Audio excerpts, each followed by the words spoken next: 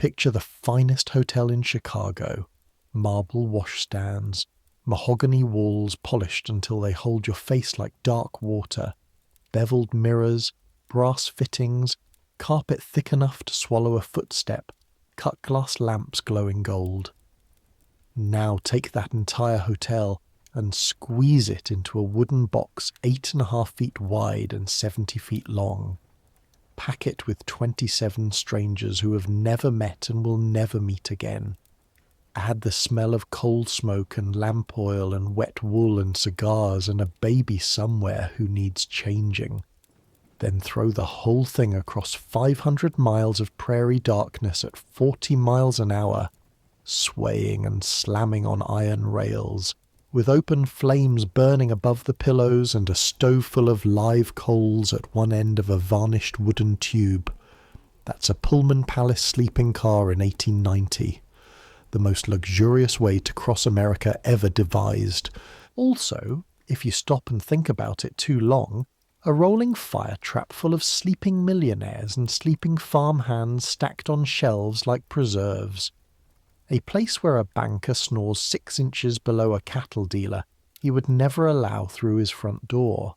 A place where you can eat antelope steak off Limoges china at 7 in the evening and be standing in absolute wilderness, 5 miles from the nearest lit window by 10, and keeping that entire contradiction alive through the night, feeding it, folding it, polishing it, soothing it, apologizing to it, is one man. One man who will not sleep at all. Tonight, you're going to be that man.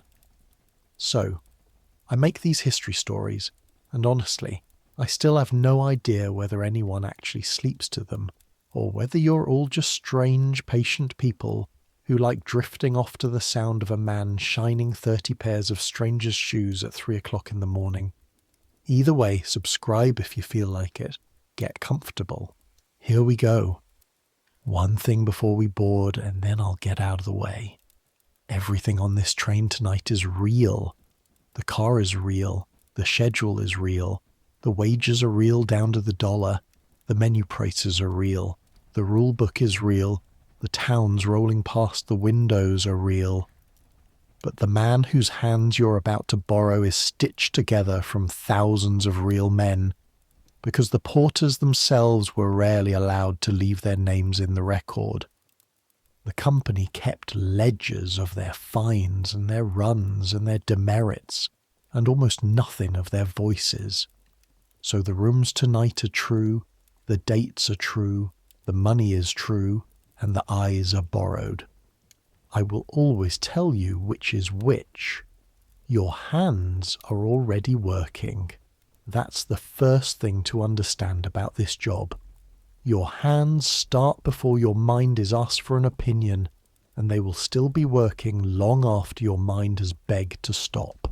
Right now, at 12 minutes before 6 on a Tuesday evening in late September, 1890, your hands are pulling a mattress out of the ceiling.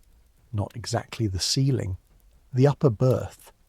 It hangs above the seats like the closed lid of a very elegant coffin, all curved veneer and gilt striping, and inside it, folded flat all day, live a mattress, 2 sheets, 2 pillows, a pair of blankets, and a curtain rod.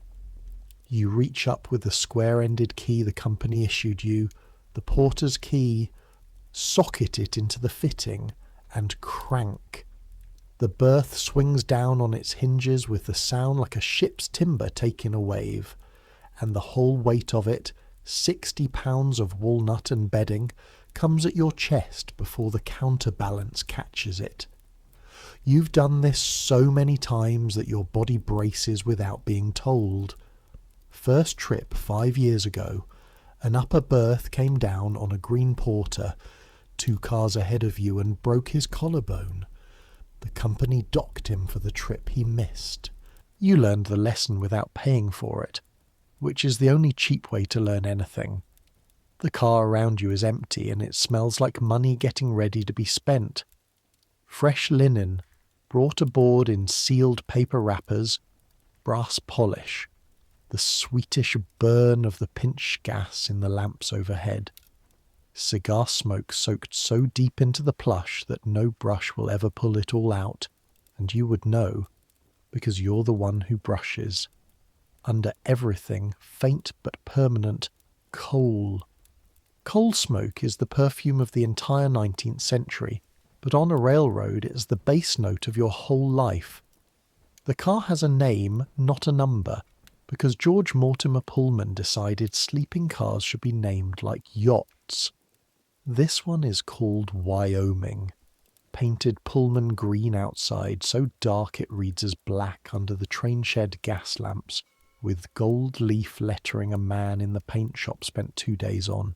Inside, 16 feet of smoking room and washroom at one end, a drawing room for whoever can pay for privacy, and the long open aisle of the main saloon, 12 sections, upper and lower berths, which by 8 o'clock tonight you will have converted alone into a sleeping hotel for 24 people, 12 sections, 24 berths plus the drawing room, 1 pair of hands.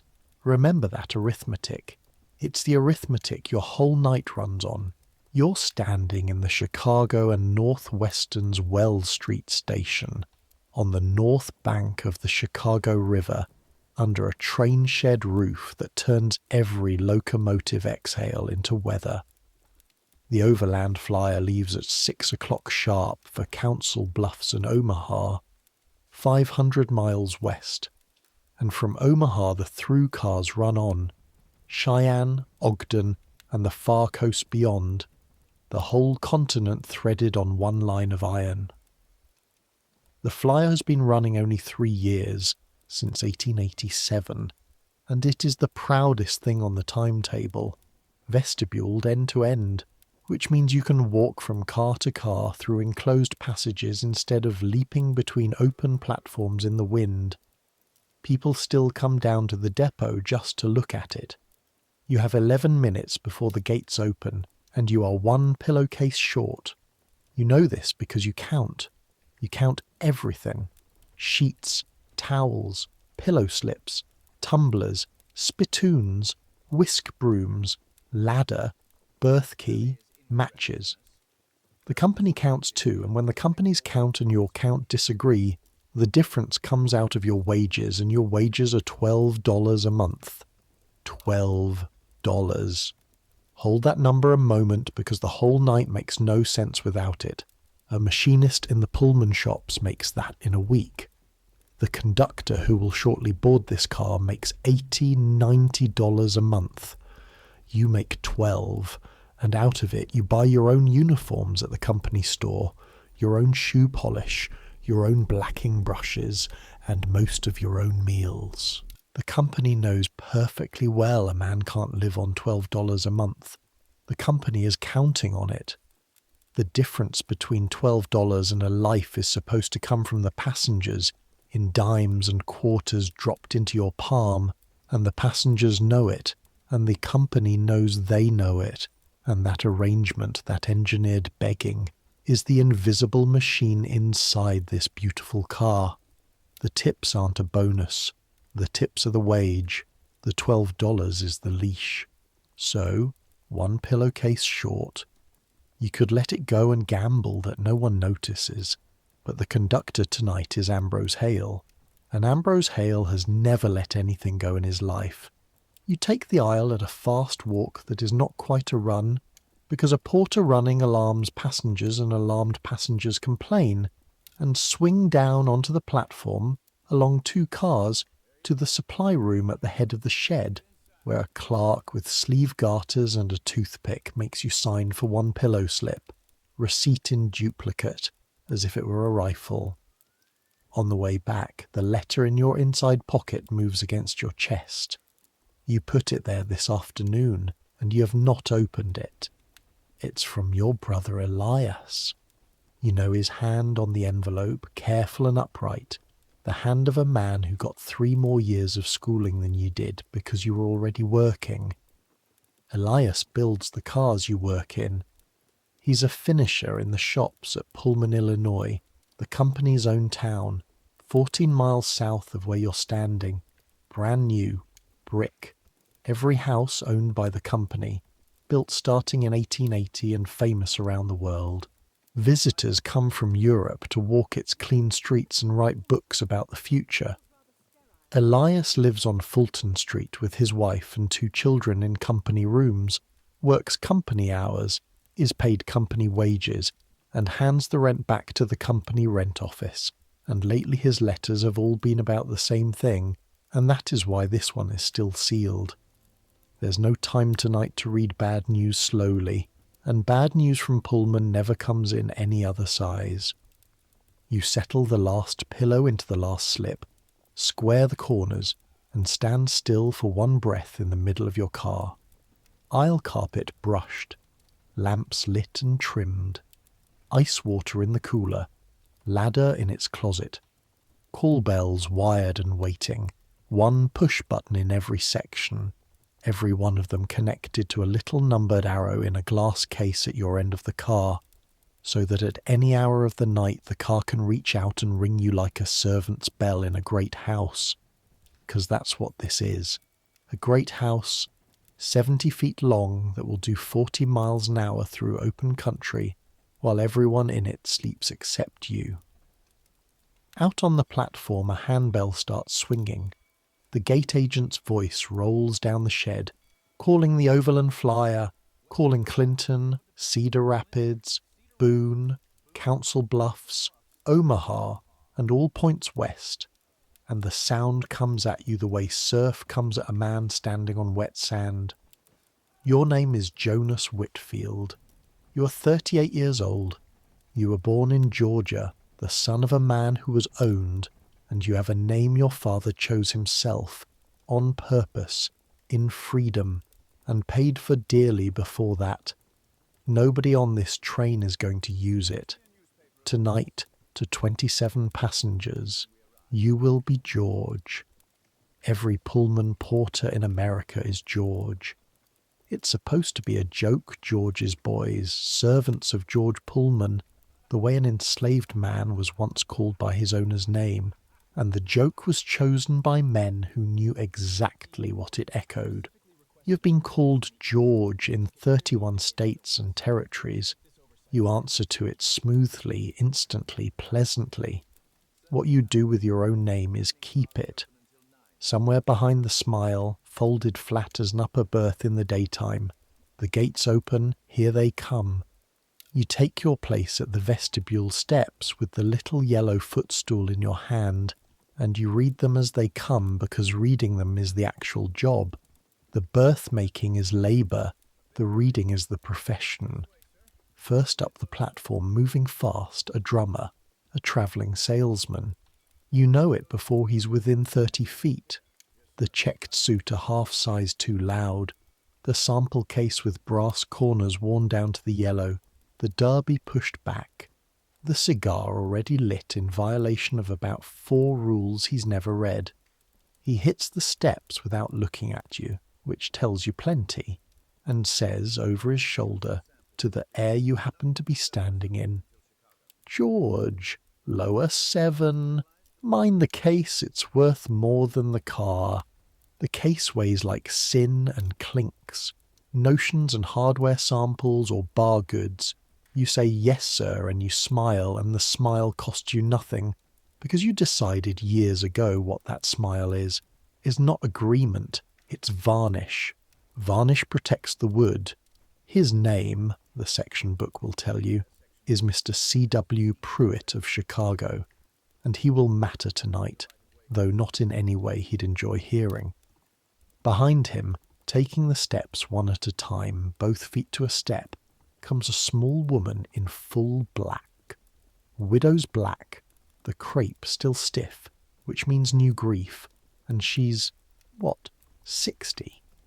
Everything she wears says careful money. An old broadcloth coat gone soft at the seams, gloves mended at one finger by somebody skillful. She carries a carpet bag she will not let you touch, and a bundle wrapped in brown paper and twine, and she holds the bundle the way women hold babies in train stations. "Section 3, she says. Quiet voice. Schoolteacher vowels, Iowa or thereabouts. The lower. Yes, Mum. I have it ready whenever you want it made down. She looks at you then, actually looks, which passengers mostly don't, and there's something scraped out and level in her eyes. I'll want it early, she says. I don't sleep, but I'd as soon not sleep lying down. You file her. Mrs. Corbin, Section 3. Handle gently. The brown paper bundle goes on the seat beside her, squared to the window, her hand resting on the twine. Then a young man who nearly falls up the steps. 23, maybe 24, a good grey suit about 1 week old, wearing it the way a man wears a suit that's newer than his confidence. He checks his inside breast pocket at the top of the steps. He checked it on the platform. He'll check it 40 more times before Omaha, a flat pat with 2 fingers, and there's a small square shape under the cloth. A jeweller's box rides in that pocket. You'd bet the night's tips on it. Evening, he says, to you, like a person. It startles you slightly, which is a thing you don't let reach your face. Section 9. The upper. It was cheaper. Yes, sir, upper 9. I'll have the ladder for you whenever you're ready. Ladder. He laughs, too loud by half. Sure, long way up. He's not talking about the berth. He goes down the aisle, patting the pocket again, and you file him too. Young Mr. Sloane, upper 9, in love, terrified, will not sleep, will want to talk to someone around 1 in the morning, and the only person awake at 1 in the morning will be you. It's always you. A family next, a mother in brown wool herding a boy of about 7, who has stopped dead at the vestibule to look up into the concertina folds of the diaphragm where the cars couple, absolutely thunderstruck, as if the train were a whale and he'd been asked to walk down its throat. Willie, the mother says, in the voice mothers use when the name is the whole sentence. Mrs. Farrow, Section 5, going to her sister in Fremont, Nebraska. The boy has a marble in his fist, a blue and white swirl he keeps rolling between his fingers like a worry stone. He looks at your uniform buttons, then at your face. Are you the man of the train? He asks. Willie. I'm the man of this car, you tell him, and something in his expression files that away as entirely satisfactory, and he lets himself be herded. Then the rest in the usual river, a cattle buyer out of the yards with the smell of the pens still in his coat, and a roll of bills he flashes more than he should. 2 Omaha merchants who know each other and will play cards till midnight. A pale clerk emigrating west with everything he owns, checked through in a trunk. A doctor's wife and her sister in the drawing-room, who ring for things. You can tell at a glance, recreationally. 27 souls, 1 drawing-room, 12 sections, and every one of them carrying West a reason, and by morning you'll know half the reasons without ever being told one, because people talk in front of you the way they talk in front of furniture. That's the indignity and the intelligence service, both in one. Invisible men hear everything. At 2 minutes to 6, Ambrose Hale swings aboard. Conductor. 50-odd grey moustache trimmed like a hedge in a rich man's yard. Brass buttons you could read scripture in, and a gold Waltham watch on a chain across his vest, which he now draws, opens, and consults with the gravity of a man consulting God's own ledger. The watch is famous on this division. 17 jewels, railroad grade, inspected and certified, and Hale will tell you, has told you, that the man who doesn't respect the watch doesn't respect the timetable, and the man who doesn't respect the timetable kills people. He's not wrong. 2 trains on 1 track in the dark are kept apart by nothing but watches and paper. Time, out here, is not philosophy. Time is the only fence between the living and the dead. Whitfield, he says. He uses your name, which is more than the passengers will do, though he uses it the way a man uses a tool number. Full car? 27, Mr. Hale. Drawing rooms 2 ladies. Diners on to Clinton, off at Boone. We're stopping for water at Nevada if the tank at Ames is down, which I'm told it is. The watch shuts with a click like a well-made lock. Green boy on the smoker forward, so mind your own knitting back here. No irregularities. No, sir. No irregularities. You could laugh.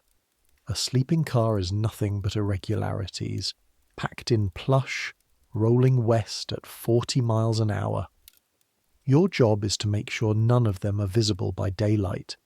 At 6 exactly, nothing lurches. That's the vestibule train's whole boast. The slack runs out of the couplers like a breath being let go. The shed pillars begin to slide, and the Overland Flyer eases out over the Chicago River drawbridge with the harbour smell coming up through the vestibule. Dead fish and tar and lake water, and the city begins to pour past the windows in the last of the daylight. And here's where I need you to understand what you're looking at. Because when I say Chicago in 1890, I don't mean a city in the way you might picture a city. I mean an explosion with streets, 1 million people, and it was 300,000 20 years ago. 19 years ago, in October of 1871. Almost the whole of what you're rolling through burned to the ground in 36 hours, 3 square miles, 18,000 buildings, and the town rebuilt itself so fast and so hard that men now alive have watched it happen twice. First skyscrapers going up out of the ash, 10, 12, 16 stories, iron frame things nobody has a settled name for yet, stockyards southwest of you doing the slaughtering for half the planet, and through it all, every day, more trains than any city on the face of the earth. Everything the West grows funnels in here. Everything the East makes funnels out. You are riding the funnel. The truth is, this city made you possible, and you have complicated feelings about that. 'Cause here's your story, the short way, told while your hands wipe tumblers at the water cooler and the flat backs of warehouses strode past. Born 1852, near Milledgeville, Georgia. Your father owned by a cotton man, your mother owned by his neighbour, married anyway, in the way that word was allowed to mean anything then, which legally it wasn't. Freedom came when you were 12. What came after freedom in Georgia is its own night story, and worse. In 1867, the year George Pullman incorporated his Palace Car Company, your father put his mark on a labour contract that was slavery with arithmetic, and by the time you were 20, you understood that the arithmetic would never, ever come out in your favour. Not there. So you went north, one brother, then you, then the youngest, Elias, ride in freight and working steamboats, and in 1885 a man from the Pullman Company looked you over in an office on Michigan Avenue and hired you in about 4 minutes, and you knew why, and he knew you knew. The company wanted men like you, specifically, deliberately. Formerly enslaved men and their sons. Pullman said so, more or less openly. Such men were trained to service, he told people, born to it. What he meant was cheaper than white men, barred from every other decent job, and this is the part that stings because it's shrewd, invisible in exactly the right way. A white passenger being served by a black man in 1890 doesn't feel watched. He feels rich. He'll undress in front of you, count his money in front of you, betray his business partner out loud in front of you, because to him there's no one there. The company sells that. The company sells you, your visible invisibility, as part of the ticket. same as the marquetry and the 6-course dinner. It is the plantation's oldest theatre, wired for gaslight and rolling on 8 wheels, and you knew it the day you signed, and you signed. Because here's the other half, and both halves are true, and holding both halves without dropping either one is the discipline of your entire life. This job is the best job a black man can commonly get in the United States of America in 1890. That sentence is an indictment of the United States, not of the job. You have seen Boston and San Francisco on the company's coal.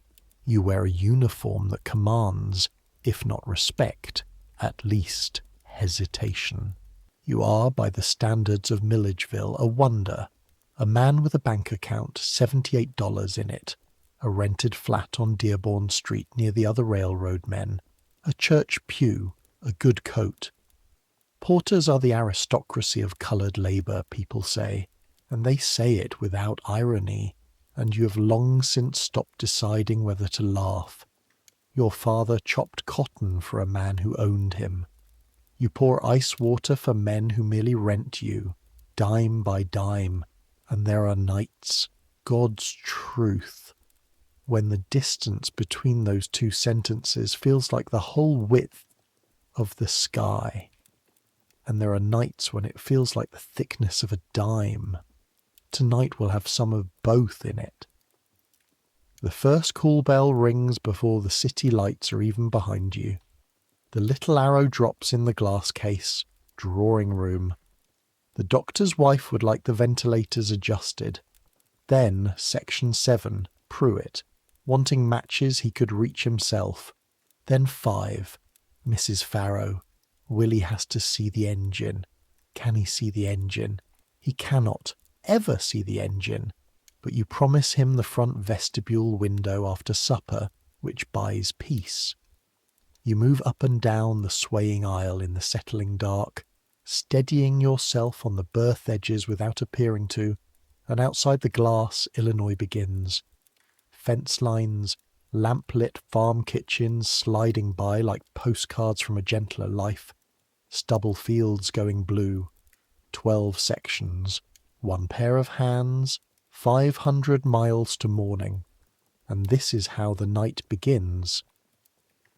At 6:30, the dining car conductor comes through, ringing his little chime and announcing the first call for dinner, and your car empties forward like a tipped bucket.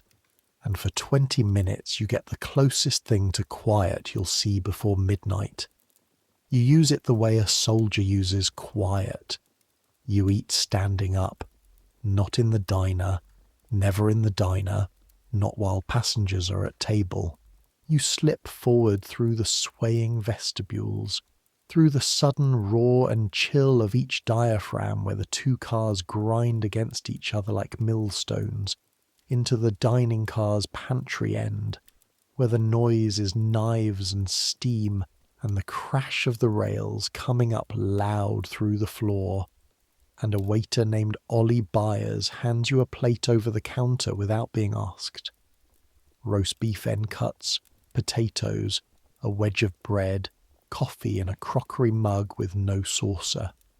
You eat it in the corner by the linen locker on your feet, in the particular fast and neat way of men whose meals have been interrupted their whole lives. Ollie is 26, out of Memphis, quick-handed, with a laugh he keeps banked down to a flicker while he's in the aisle, and lets loose only in the pantry.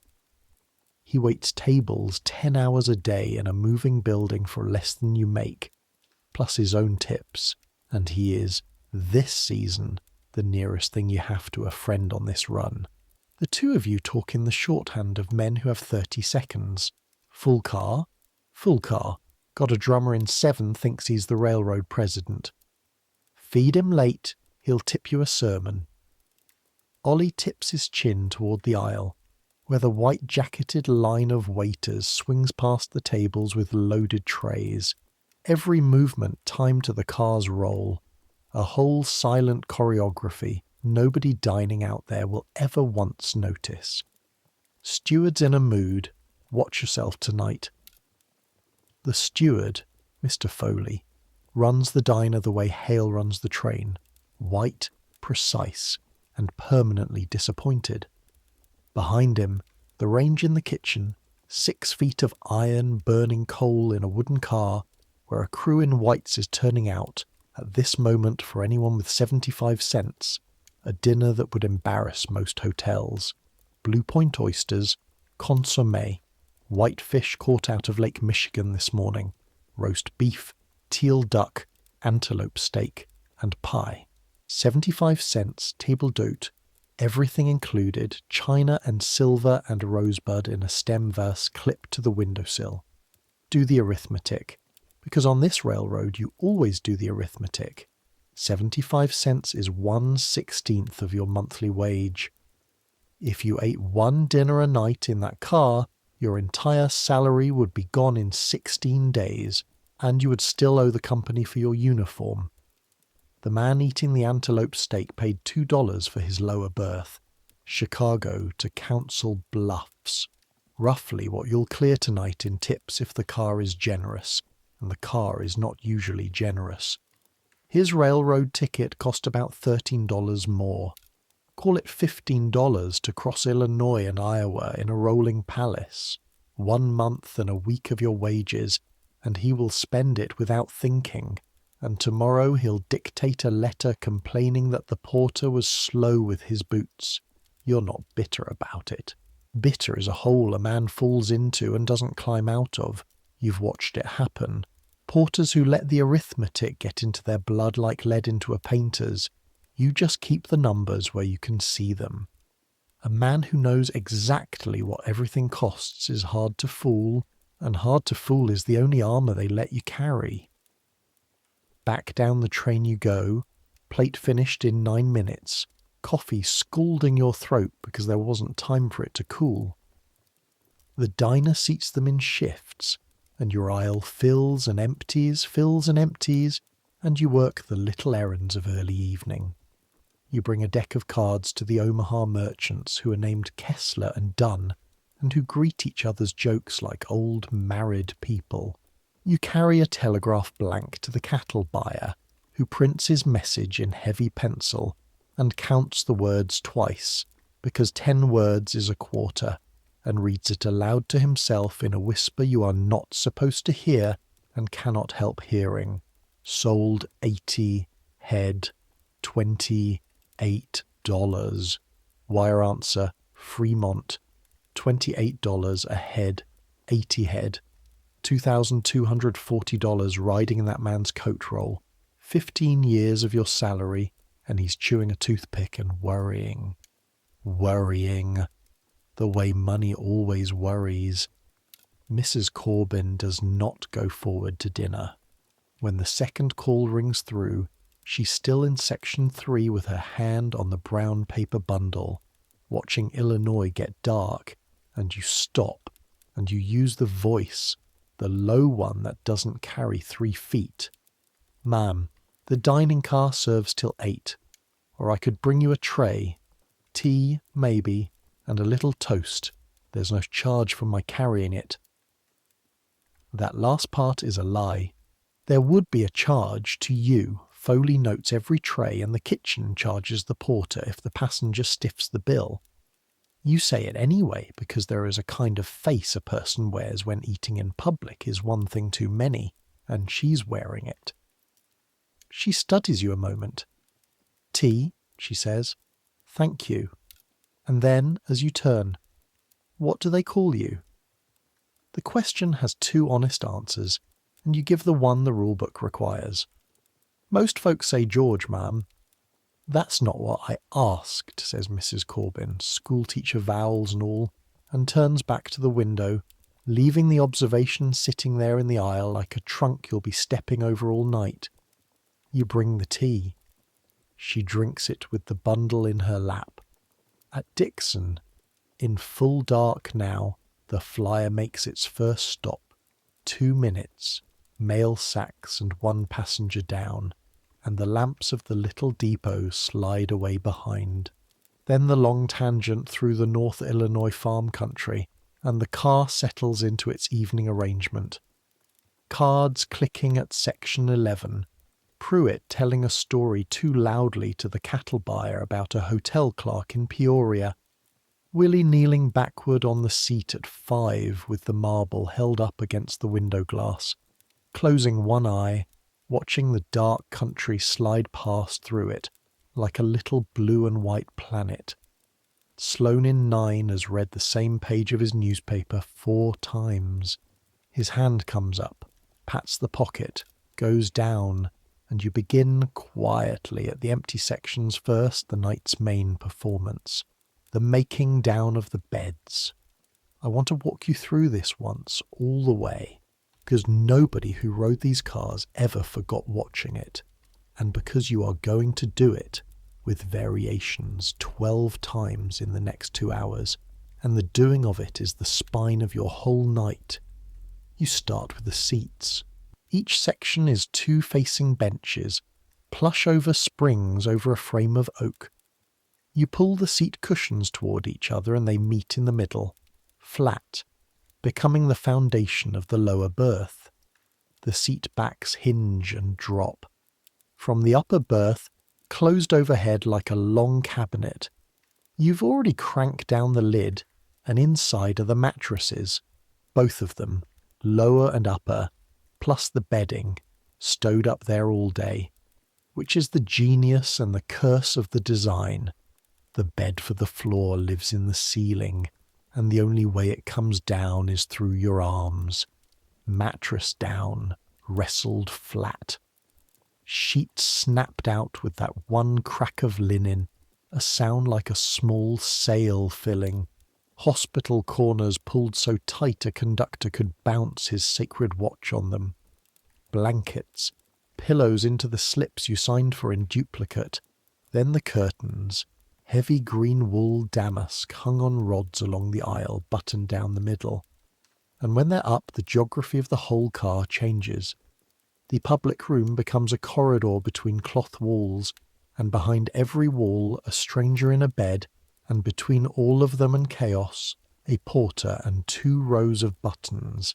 Then the upper, mattress and bedding aloft, the ladder fetched from its closet, and the ladder is polished maple and weighs 11 pounds, and you will carry it up and down this aisle tonight until it feels like a limb you grew and regret.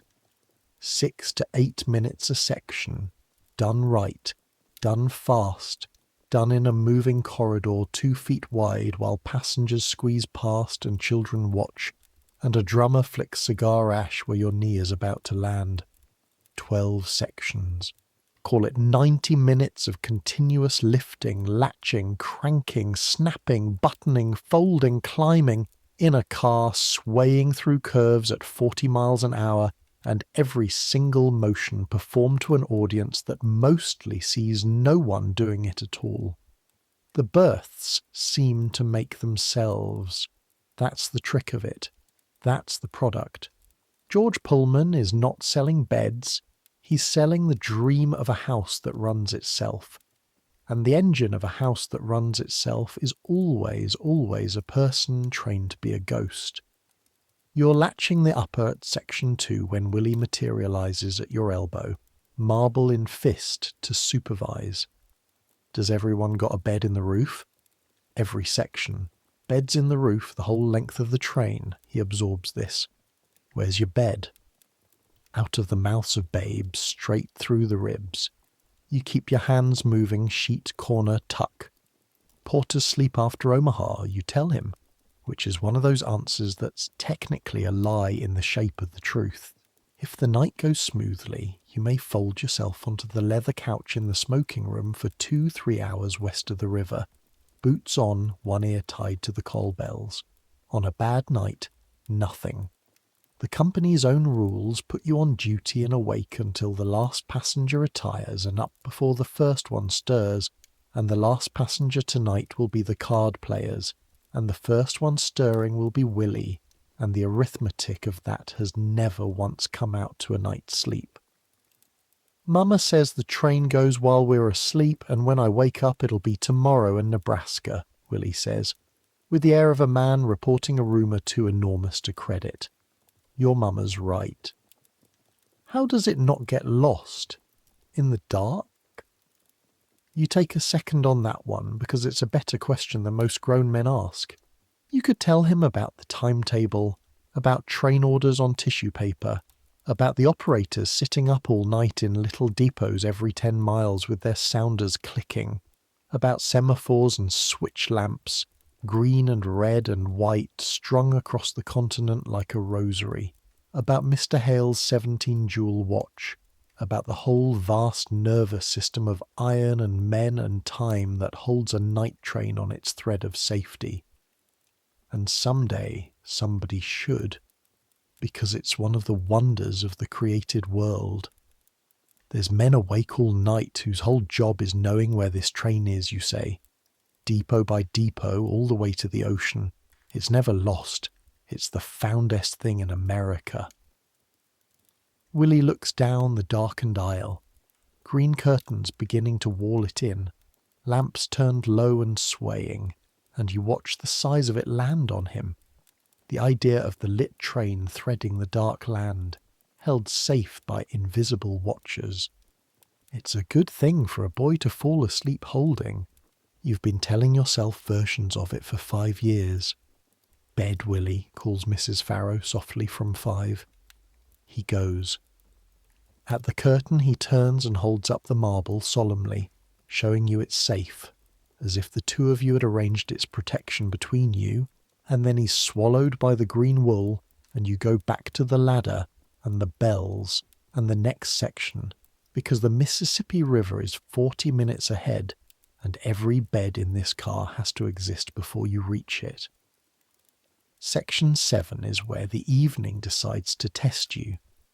Pruitt comes back from the diner with 2 cigars worth of confidence on him, and finds you converting his section, and stands in the aisle watching you work in the way some men watch, which is to say, looking for the flaw. You snap the sheet, pull the corner, and he says around the cigar, "You people are quick with your hands, I'll say that.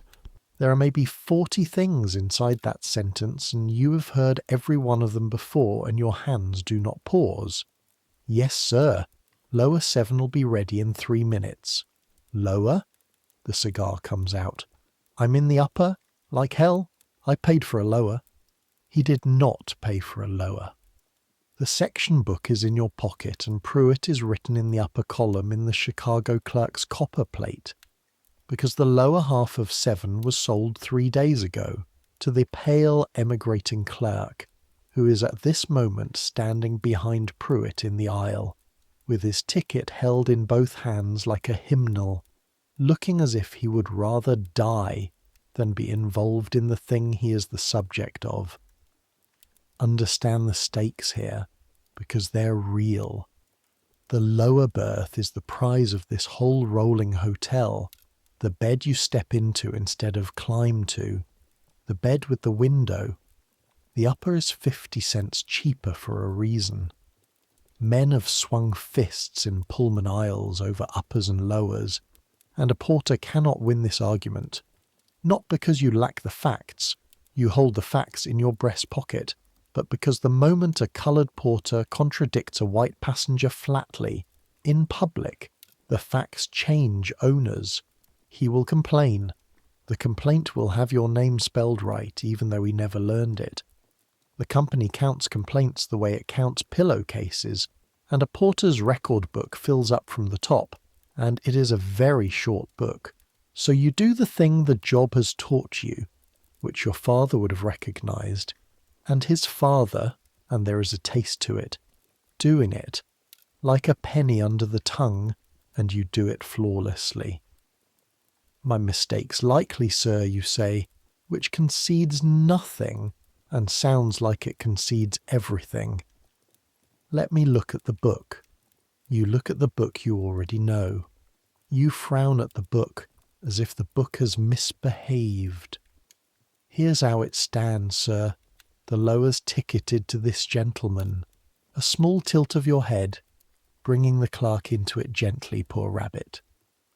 But the drawing room party's leaving us at Cedar Rapids, and if the space isn't resold, I can put you in it after, at no charge for the linen. Meantime, the upper in 7's made up fresh, and I'll take your boots and your case up myself. Every word of it's servile, every word of it's steering. The drawing room ladies are going through to Omaha, actually, and you know it, and by Cedar Rapids Pruitt will be asleep in the upper with his mouth open, and the promise will have quietly dissolved the way night promises do. And if he remembers in the morning, you'll be sorry as anything about how the space got resold at Clinton.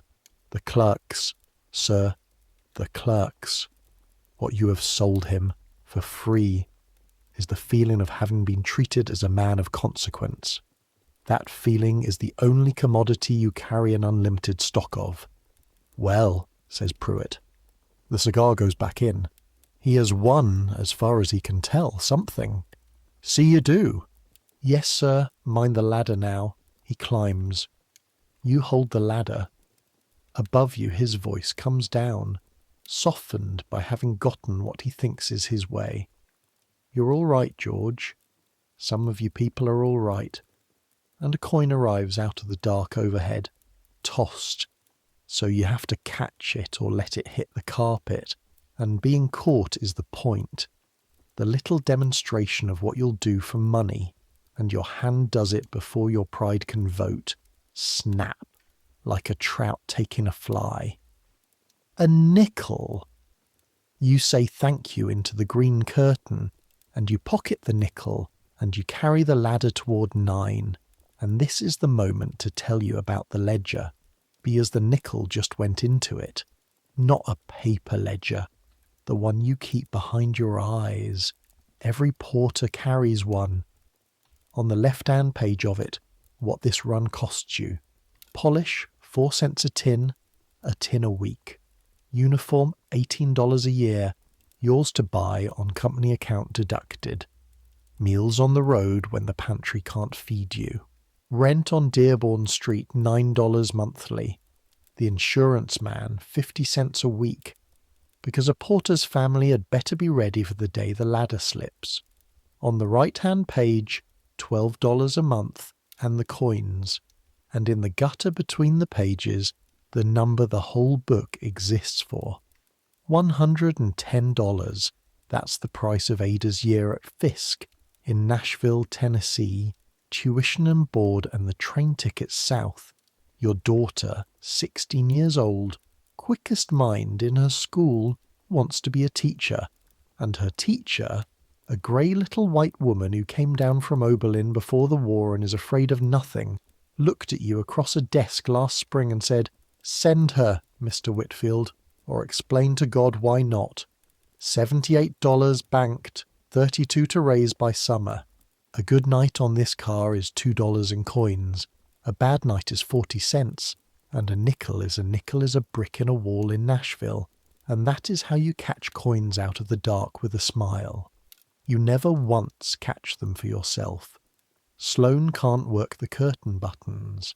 You find him wrestling the green wool at 9, ladder still against the berth, and he laughs at himself the way he laughs at everything too fast, and then, quietly, with the aisle empty and the whole car gone to muffled rustling behind its cloth walls, he does the thing you knew at the boarding steps he would eventually do. He shows you.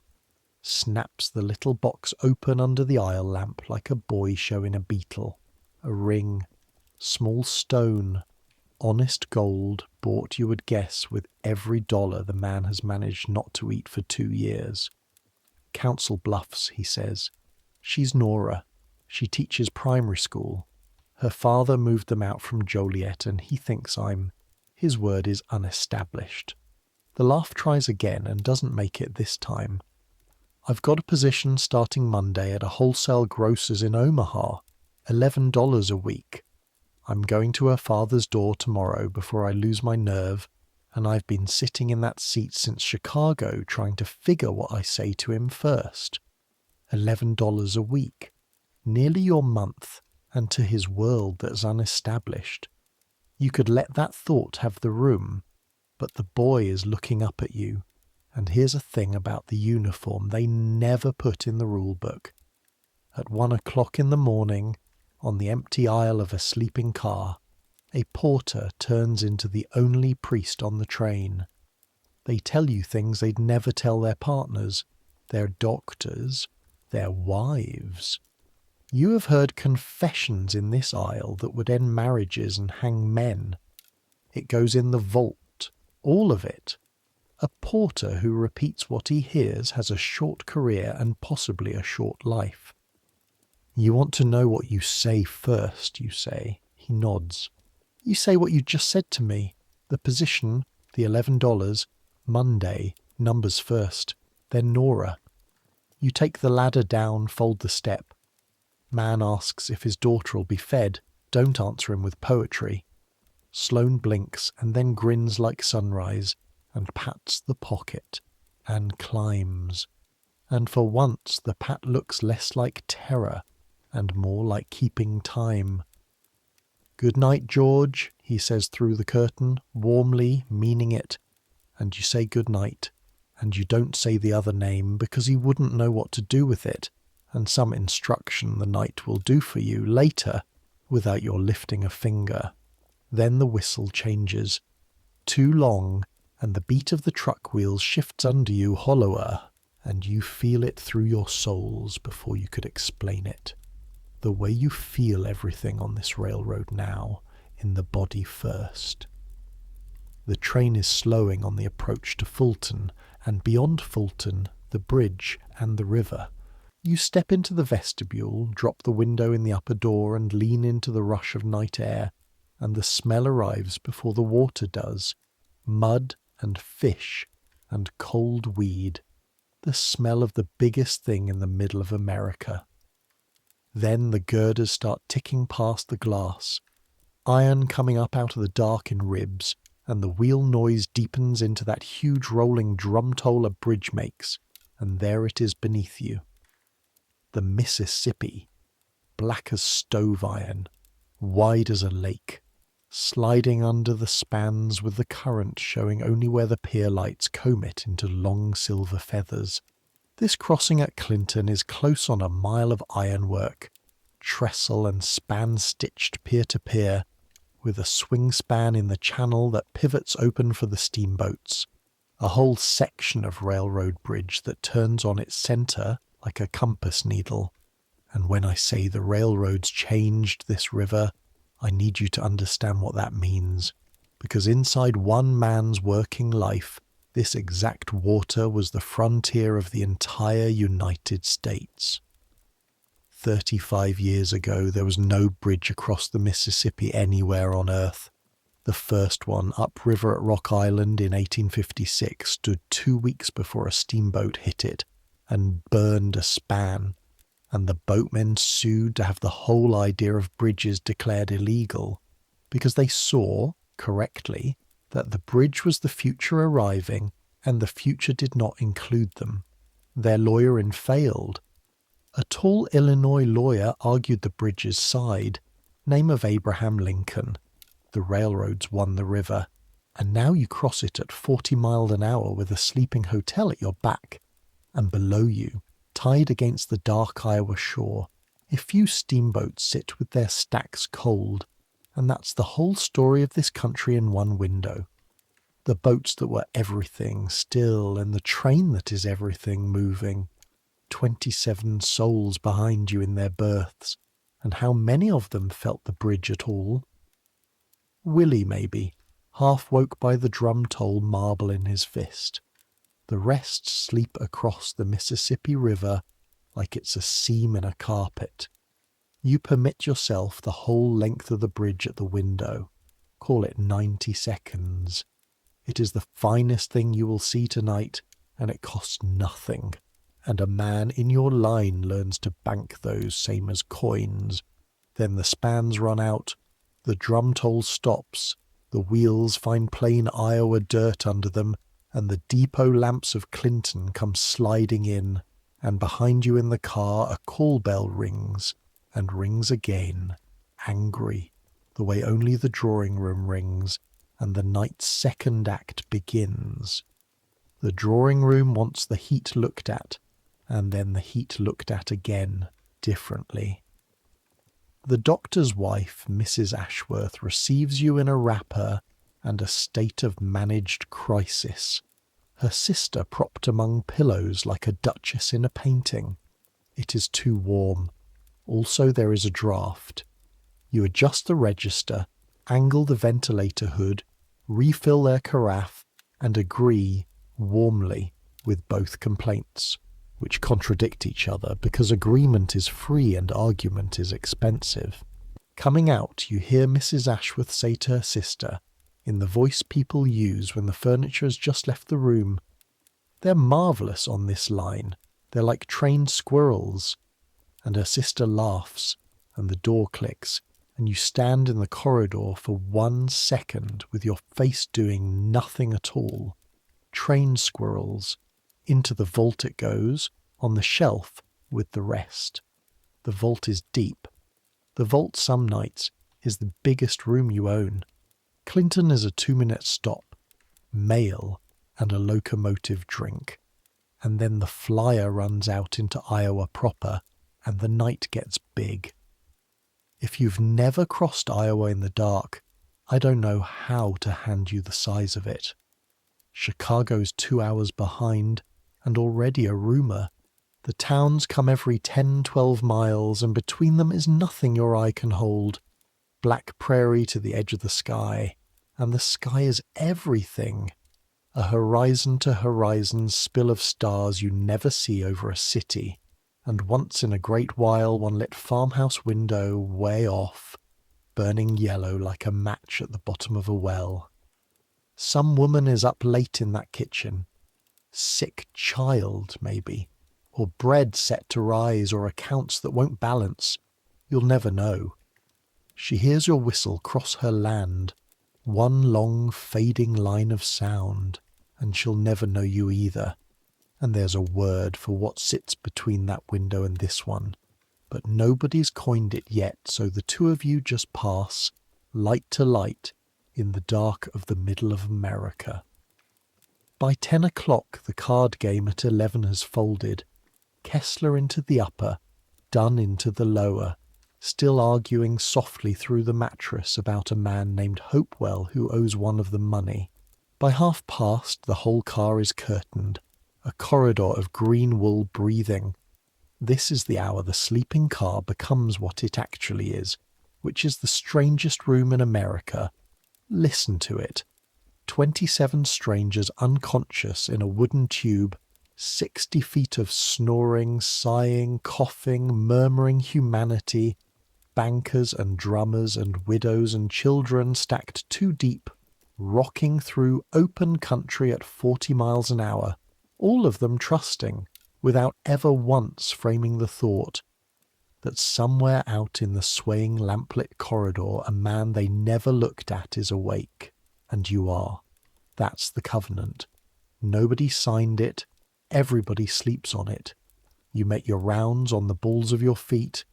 The porters walk, silent on the carpet, steadying against the roll. You learn the car's night sounds the way a doctor learns a chest. Pruitt snores like a sawmill fire. The clerk beneath him sleeps in total silence, folded straight as his own ticket. Willie has thrashed his blanket off, so through the gap in Five's curtain you draw it back over him without touching him, a move your hands know to the ounce. Mrs. Corbin's lamp is still up behind her curtain, a seam of gold at the buttons. Not your business. Everything in this car is your business. Both true, you lever the lamp. In the men's smoking room at the car's end, the spittoons want polishing, and this is where you do the night's sitting down work, so let me put you in that little leather and nickel chamber for a minute, because the smoker is the porter's parish house. 2 leather couches, a washstand, the mirror, the roar of the trucks louder here over the wheels. This is where the last insomniacs come to smoke and talk at a porter as if thinking out loud at a wall, and where, after Omaha, if the bells allow, you will fold yourself onto the shorter couch, boots on, and take your sleep in instalments. Company rules allow the porter 3 hours, on the couch, in the smoker, after the last passenger retires. The couch is 5'2", you are 5'11". The company measured neither the couch nor you, and yet somehow measured both exactly. You're at the washstand mirror wiping the basin when the door folds open and Hale comes in off his round, punch in hand, and stops and pats his vest. Pats it again, both pockets, coat, trousers. And you see the thing happen in the mirror before he says one word. The face of a precise man beaten an imprecision in himself at 11 at night on his own train. The watch is gone. Whitfield. His voice has dropped a register. You been through the aisle since Clinton? Every 20 minutes, Mr. Hale. Anybody up? Anybody moving? Drawing room rang twice. Card game broke up at 10. Nobody in the aisle since but me. The last word arrives in the room and sits there. Since but me. You watch him hear it. You watch the sentence go through him, and here is the cold mechanical fact of your position, which you understood before he did. A gold railroad watch is missing inside a locked rolling room containing 27 sleeping white passengers and 1 waking black man. And in the year 1890 that arithmetic runs itself. It doesn't need Hale to be cruel. It doesn't even need him to believe it. The suspicion will act itself out through procedure, a report, a search, a line in your record with no verdict attached because none is ever needed. Porters are dismissed on suspicion the way milk is thrown out on smell. 30 seconds ago you were a man with $32 left to raise for Nashville. The couch, the ladder, the ledger, Ada's year, all of it is suddenly standing on a coin toss inside a tired conductor's head. Your heart is going hard and slow, like a man walking upstairs carrying something. Your face is doing nothing at all. Your face has had 38 years of training for this exact room. Turn out your pockets, Hale says. Flat. Procedure talking, not the man. And then, because some part of the man is still on duty too, he adds, quieter. I'll turn out mine after. Fair's fair. And this is the fork in the night. Because you could obey, and it would probably pass, and you would carry the taste of it to Omaha and for some years after. 5 sections worth of sleeping passengers on the other side of a folding door, and if one of them wakes and sees the porter spreading his pockets for the conductor, the story writes itself down the whole division by Thursday. But there's a second door out of this room, and it's the one your whole working life has been building, and you take it. You think. Out loud, slow, servant smooth, so it doesn't sound like what it is, which is you conducting now. Mr. Hale, you had it at Clinton. You gave the highball off it. I saw the case catch the platform light. You came aboard my car through the rear vestibule, checked the drawing room door, then you helped Mrs. Ashworth's sister raise a window shade that was stuck. Then you went forward. You fold the basin towel corner to corner, hands busy, voice level. That shade sticks. Man has to lean across the sill and put his weight down to free it. Chain could catch the sill hook, and a chain that's caught will part at the swivel, not the ring. Silence under the wheel roar. Hale looking at you. You can see him replay it. The lean, the jammed shade, the little jerk when it gave. He goes out. You follow with a hand lamp. And in the drawing-room corridor, at the base of the sill where the carpet meets the wall in a seam of shadow, no passenger would look at twice. But you have cleaned 100 times on your knees, so you look exactly there. And there it is. A soft gleam, gold on wine-red wool, the Waltham lying face up where it slid, second hand still stitching around, because 17 jewels don't care whose night they almost ended. Hale picks it up, checks it against nothing, out of pure habit, since it is the thing he checks things against. Wipes it, though it isn't dirty. And then he stands there a moment, and to his credit, and you note it in the ledger you keep on all of them, he doesn't pretend the last 5 minutes didn't happen. "I'd have turned out my pockets," he says. "Yes, sir, that's why I'd have turned out mine." He looks at you for a long second, and something passes over his face, tired and complicated. The shadow of a thought a man like Hale doesn't have the tools to finish at 11 at night, about what it might cost, year over year, to be the first suspect in every room you keep immaculate. He puts the watch away. He buttons the pocket which you have never once seen him do. "Good night, Whitfield," he says, and goes forward.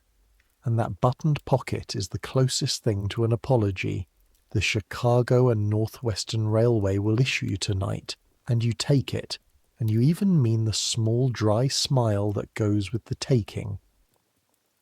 Then you sit down on the short couch, for the first time in 5 hours, and you let your hands shake for exactly 1 minute.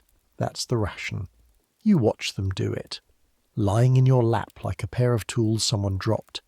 60 seconds of the fear coming out through the fingers, and then you stand up, and you wash your face in the porter's basin, and the night goes on, because in 40 minutes the flyer takes water at Nevada, and there's a child in Section 5 who started very faintly, behind the green wool, to cough. You know coughs. It's not in the rule book, but a porter learns chest the way he learns wheels, from below, in the dark, by ear. There's the smoker's cough, the dust cough, the polite little social cough of a woman signalling through a curtain. And then there's this one, the one coming from 5, with a bark riding on top of it. A seal's bark, tight and climbing, and by the second spell of it Mrs. Farrow's lamp is up, and her face is out through the curtains, and she has the look, the one mothers get at midnight 800 miles from their own kitchens. "He's croupy," she says, low, fierce, ashamed, frightened, all 4 at once. "He gets croupy when he's overtired. At home I'd have the kettle on. I can't." "I can," you say. Because here's a thing about this rolling hotel that the brochures put differently. You're the kitchen, the bellboy, the chambermaid, the watchman, and the nearest thing to a night nurse for 500 miles. At the end of the car on the heater, the big nickel kettle is going for the morning shaving water, and inside 4 minutes you have built, out of a Pullman wash basin, 2 bath towels, and that kettle, the same steam tent every grandmother from Georgia to Galway would recognize. And Willie is sitting up in the lower with a towel over his head like a small ghost, breathing in wet heat, indignant and obedient, the marble still locked in one fist. And then the drawing-room door opens, and Mrs. Ashworth comes down the aisle in her wrapper. You brace, out of habit, for the complaint. It doesn't come. She stands at 5's curtain listening to the bark with her head tipped, exactly the way you listen to wheels, and says, "Croup, my husband physics half of Hyde Park. You learn it whether you like it or not. Steam's right. Keep him upright. Don't let him cry if you can help it. Crying tightens it." And then she sits herself down on the seat arm across the aisle, this woman with a duchess for a sister, and starts talking to Willie under the towel. Nonsense and Chicago gossip pitched soft and level. So the boy has something to hold his breathing to, and it works, the bark loosening a half turn at a time, and you stand in the aisle holding the kettle and revising a file. That's the vault's other use. You keep the insults there, but you keep the corrections too, or the insults win the ledger, and a man whose ledger is all insults tips over into the bitterness, and you've seen where that goes. People are worse than their manners and better than their manners, all night long forever. On this car, you get to watch both within the same hour, from 3 feet away, invisible. By midnight, Willie's breathing like a boy again, asleep sitting up against his mother with the towel around his shoulders, and Mrs. Ashworth pads back to her cabin, pausing to say, not quite to you, "You made that tent quick," which from her is a knighthood, and Mrs. Farrow catches your sleeve, actually catches it, cloth in fingers, and says thank you.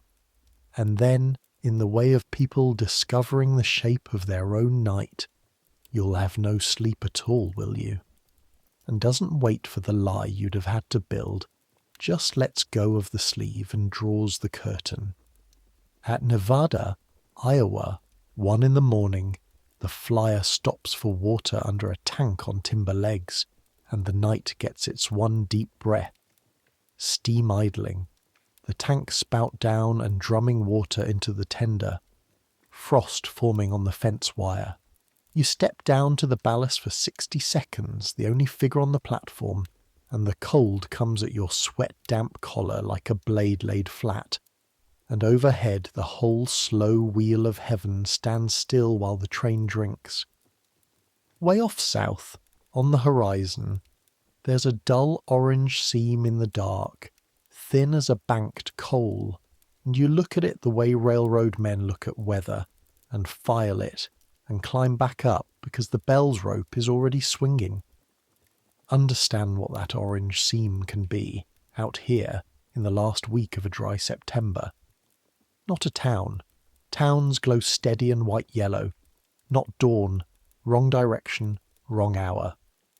That low-breathing orange is prairie fire.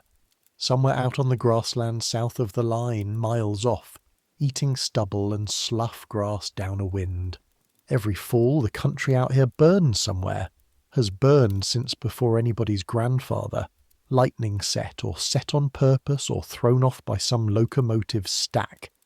And the farmers plough fireguards around their places, and the section gangs burn the right-of-way margins short exactly, so that when the big grass goes up it has nothing to carry it to the track. Most years the fire is a far-off show. Some years it isn't. Tonight it's far off. You note it the way Hale notes his watch, and the flyer pulls out, and for 1 more hour the night behaves. Then, at 10 minutes to 2, on the long open grades west of Ames, the air brakes go on. Not emergency. You'd know emergency.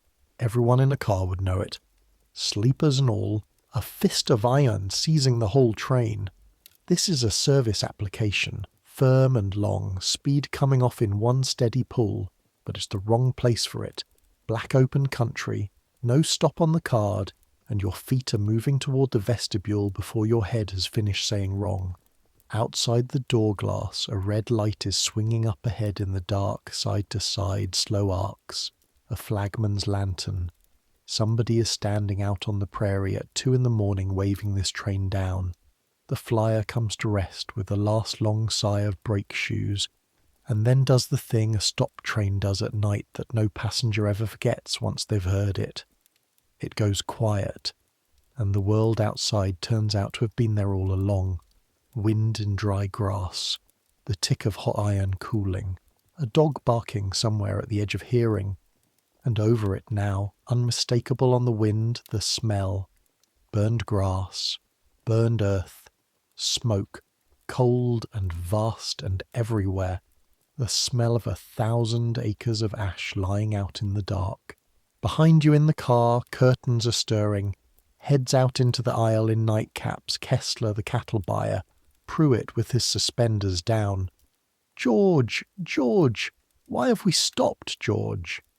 3 men asking at once, and all of them asking the air, and this is the hour your job shows what it's actually made of, because the company knows, has always known, that in any night trouble the passengers will turn to the one face they've been not looking at since Chicago. You are the crew they know. So you say the sentence you keep folded for these moments, smooth as a fresh sheet. "Flag stop, gentlemen. Section men on the line ahead. Nothing touching us. I'll bring word through directly. And the wonderful mechanics of authority do their work. Not one of those men can name you, and every one of them goes back behind his curtain because you told him to. Then you take a hand lamp and go down onto the ballast to find the truth you just promised them. Forward, at the engine, there's a knot of lanterns, Hale's among them, and a section foreman in overalls with a bandana over half his face, grey to the eyes with ash, and the story comes in pieces of shouted quiet. The fire ran the country south of the line since sundown, wind-driven, and about a mile ahead it jumped the right-of-way at a slough crossing, and the section gang has been out since midnight beating the margins and watching one timber culvert that took the fire's edge and smouldered. The track's whole. The culvert wants looking at before anything crosses it heavy. 20 minutes, maybe 30, and there's a slow order beyond it through the burned mile, 10 miles an hour over ground that ate its own grass at supper time. No wreck, no burning bridge, no heroics, nothing for the papers. Just the ordinary 19th century arrangement, rarely written down because it was as common as weather. A handful of men with shovels and wet sacks standing between the night express and the oldest force on the prairie, and winning mostly, and nobody in the sleeping cars ever learning their names either. The Hull Plains Railroad runs on such men the way the car runs on you.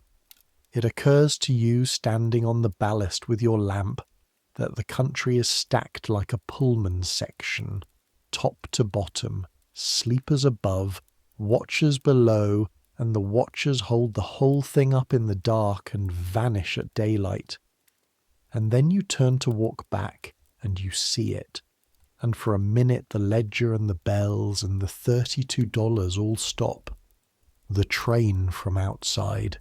Your car and the 5 ahead of it, standing still on the open prairie under the entire sky.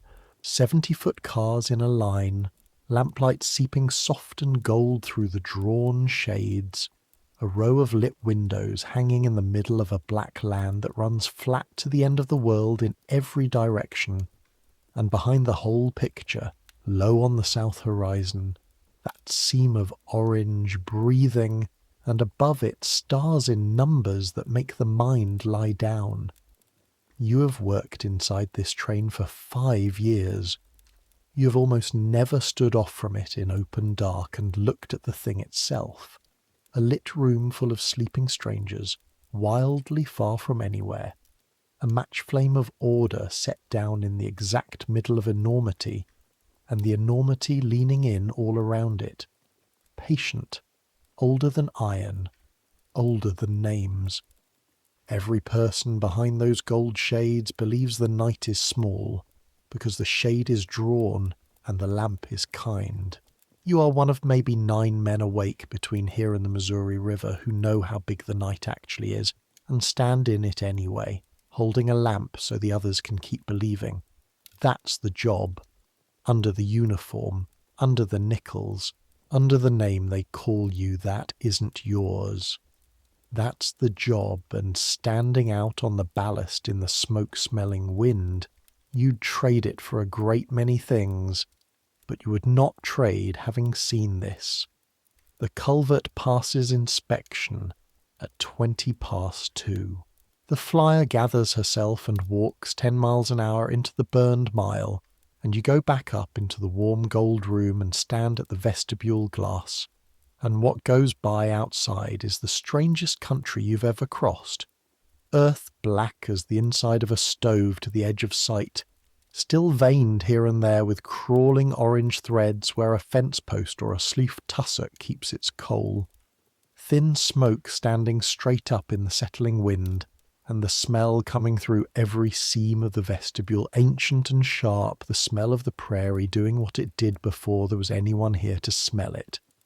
A jackrabbit bolts through your lamplight across the cinders, out of the black land, into the black land. In section 5 behind you, a small voice says, "Mama, "Mama, the ground's on fire," more astonished than afraid, and Mrs. Farrow's voice comes low. "It's just the stubble, Willie. Go back to sleep. We're safe on the train." And both curtains settle. She's right. And you helped make her right. And the train walks out of the burned mile at 2:30 and picks up her stride. 40 miles an hour into clean dark air, whistle crying once, long, over the sleeping farms toward Boone, and the night's one great event is already over, and not one passenger in your car will ever know it was an event at all. In the morning they'll remark on a smoky smell in the vestibule. That's all. That's how close the 19th century runs its margins, every single night, everywhere. One culvert, one flagman, one lamp, and the difference is a smell. And now comes the hour that belongs to you. 3 o'clock, and the car has gone down into its deepest water. Even Pruitt's sawmill has banked itself to embers. The lamps are turned to blue points. The wheels have found that long, steady running rhythm, dactyl and drum, that lives underneath every other sound the night makes, and this is the hour of the shoes. Along the aisle, all evening, they've been appearing under the lower berth curtains, pushed out through the green wool like offerings left at the mouths of caves. Boots and gaiters and buttoned kid, 20-some pairs, and every one of them is your work before dawn. It's in the contract of the thing, as old as the service. A gentleman wakes on a Pullman car to shoes shined like patent leather, and never sees it done, and mostly never thinks a single time about the doing. So you gather them, and because a mixed-up shoe is a catastrophe, a drummer in a banker's boots is a complaint with your number on it, you carry the chalk. Inside each pair, on the sole's instep where no eye goes, you mark the section number. 7, 9, 3, your own shorthand, and you carry them off to the smoker 4 pairs at a time, hooked on your fingers like game birds. Then you sit at 3 in the morning on the short leather couch with newspaper across your knees and the blacking tin open, wheels drumming under you, and you do the most honest work of the night. Dab, work it in, let it haze, brush till the arm burns, then the soft rag, snap and pull. There's a rhythm a man finds shining shoes on a rocking car, brush answering wheels, and your father, who shined nothing for nobody after 1865 as a settled point of principle, would have hated this hour on your behalf, and you've never fully managed to. It's quiet. It's warm. Nobody in the world is ringing for you. Each pair goes from scuffed to deep water shine in your hands, visible proof that the night passed through here and improved something. And there are worse things a man can hold at 3 in the morning than proof. You read the shoes too. Can't help it. Hands learn, and then they gossip to the mind. The cattle buyer's boots stitched twice at the counter, a rich man's money and a poor man's habits. He'll die worth thousands and never once buy the second pair. Sloane's shoes, brand new like the suit, soles barely roughened, a whole unwalked life ahead of them. The little buttoned pair belonging to Willie, which no rule on earth requires you to shine, and which you shine. You're starting Pruitt's when you feel it, the seam of light. Section 3's lamp still up, glowing through the smoker's open door down the corridor of curtains. And then, soft, the rings of curtain 3 sliding and slippered steps, and Mrs. Corbin is standing in the smoker doorway, in the men's smoker at 3 in the morning, which is against every convention she was raised in, with the brown paper bundle in her arms. "I saw you gathering the shoes," she says. You stand, rag in hand. She looks at the row of finished pairs lined on the newspaper, gleaming in the blue-turned lamp, and something in her face is deciding something, and then she sets the bundle down on the couch and unknots the twine herself, saying nothing, so you say nothing, and the paper folds back. Boots. A man's ankle boots. Black once. Grey-brown now. Creased deep across the vamp the way boots crease when one man wears them a very long time. Soles worn to a shine themselves at the ball. Farm boots that went to church, or church boots that went farming, the way it happens when there isn't money for both. Mr. Corbin's, she says, level schoolroom voice, worse than crying. 31 years. He passed in July. Our son is in Omaha, and I'm going out to him to live, and I couldn't. She stops and starts again, at a different door of the same house. They wanted to put them in the church box, and I couldn't have them buried dirty, and I couldn't clean them, because cleaning them that was a thing I did while he... The sentence ends there. Some sentences do. I have his good hat too, she adds, absurdly fiercely to the wall, but a hat's a hat. You look at the boots, and at this small iron woman who hasn't slept lying down since July, and you do not say any of the things that would be true and useless. Sorry for your loss. A fine pair he must have been. You move the newspaper down the couch to make a place, and you say, I'll do them next, ma'am, before the drummers. And that's what breaks her, of course. Not the sympathy, but the sequence. The idea of Amos Corbin's boots taken ahead of a drummer's, given their turn in the order of an actual working night, treated not as relics, but as shoes.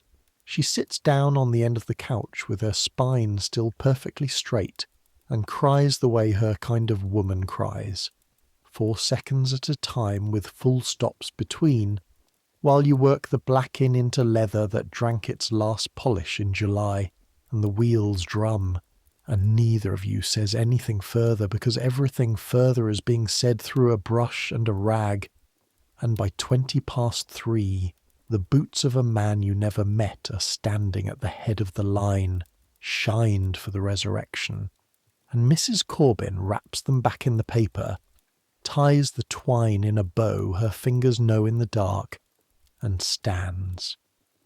You'll think me a foolish old woman. No, ma'am.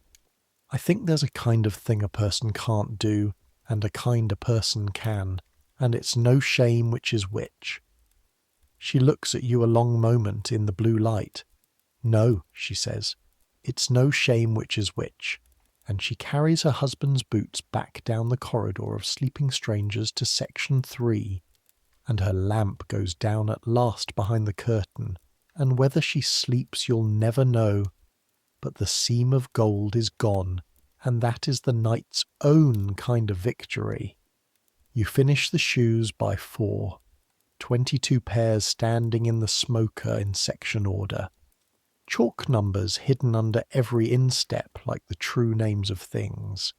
And then, because the car is silent and the couch is holding you, and there is one thing left in your pocket heavier than any boot, you take out Elias's letter and you slit it with the button hook, and you turn the lamp up 1 thread, and you read. It's what you knew it would be, in your brother's upright, careful hand. Rates in the shops cut again, the 3rd cut. Piecework prices shaved, so a man does the same 14 hours of finishing for less. And the rents in the model town, the famous clean brick town the visitors write books about, the rents not cut a nickel. $14 a month for the flat on Fulton Street, held out of wages before wages are paid. The company clerk and the company rent office being one window with 2 grills, and here Elias has written a sentence and inked it out, and then written it again lower down and let it stand. And the sentence is, they mean us to be grateful in a town where a man cannot own his own doorknob. And below that, the part that's actually eating your brother, you can tell from the way the letters lean. Some of the men are talking quiet in the back pews and at the ball ground, about the word union, and Elias doesn't know what he thinks, and he's asking you, his older brother who rides the country and hears everything, what you think, and whether it can come to anything, and whether it can come to anything but grief.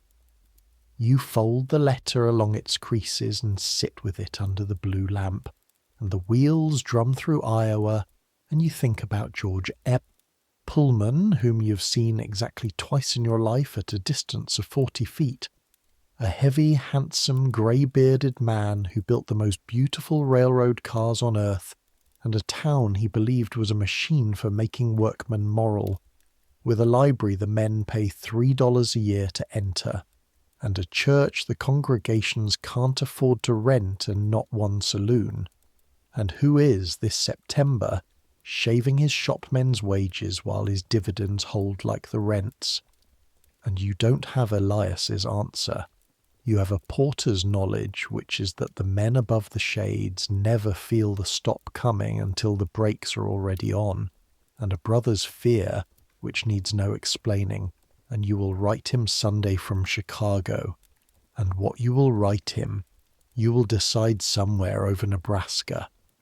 But I know what you don't, and this once, listener, only this once tonight, I'll say it plainly, you do not yet know, folding that letter in the blue lamplight, that the question your brother is asking has a date on its answer, that in 4 years' time, in the summer of 1894, the town of Pullman will not be able to bear its own arithmetic any longer, and the shops will empty, and the switches will freeze from Chicago to California, with your beautiful cars standing dead on the sidings, and the name on the letterhead of that beautiful sleeping town will become the name of one of the largest and bitterest strikes the country has ever seen, with federal soldiers on the lawns of the model city.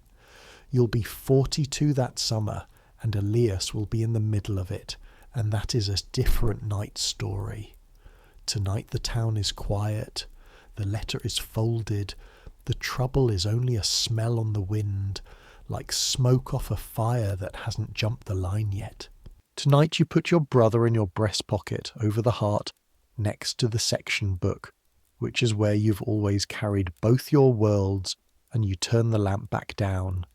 5 years of nights on this run, and they lie stacked in you like the sections of the car. You have made this crossing in January, when the frost ferns grow so thick inside the double windows that the sunrise comes through them like light through a lace curtain frozen stiff, when the steam pipes knock all night and the men in the smoker talk of nothing but blockades, and you have seen this same Iowa buried to the fence tops, the flyer bulling behind a plough through cuts drifted 10 feet deep.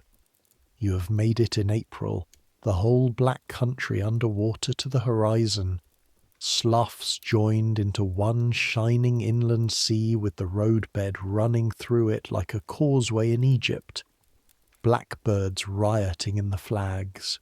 You have made it in July, the car and oven all night, every ventilator open, cinders singing in through the screens, passengers sleeping on top of the sheets like the dead awaiting instructions, and the smell of the hot prairie coming in green and cut hay and dust and heat lightning working the horizon like distant artillery that never arrives. And now September again, stubble and smoke and frost at the water tanks, the year turning under the train, and always, in every season, this same hour, 4 o'clock, the wheels, the blue lamps, the sleeping strangers, and a man awake in the middle of the country with other people's shoes shining around him like a small constellation. The seasons change on this railroad. The hour doesn't. The hour is yours, and it has made you, 4 o'clock by 4 o'clock, into what you are, which is a man who knows exactly how much night there is in 24 hours and stays friendly with it anyway. At 20 minutes past 4, the flyer whistles for Boone and slows, and under the depot lamps the dining car is cut off the train to be turned and readied for an eastbound. And while the switching thumps and rumbles down the train's spine, a man in a porter's uniform older than yours swings up into your vestibule out of the dark, and it is, of all the men on the middle division, Louis Green. 61 years old, or 63, depending on which year he's telling it, deadheading home to Chicago off a westbound run, riding the smoker of anything moving east, which tonight for 20 minutes of switching is your train. Louis Green was a grown man before the war.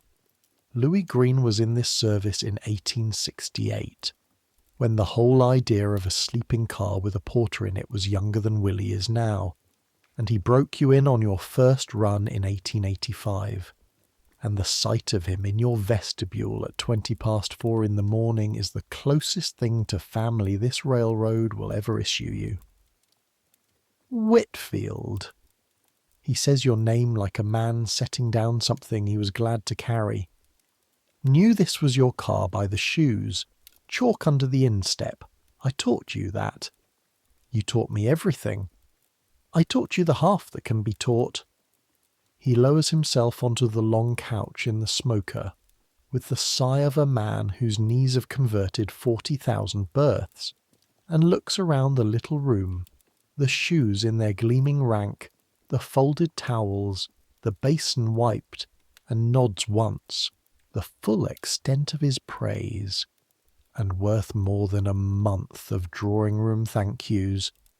You give him coffee from the pot you keep against the morning, and for 15 switching-yard minutes, while the couplers crash softly down the train, and the depot lamps swing shadows through the glass, you sit with the only man on earth who knows exactly what your night has been without being told a word of it.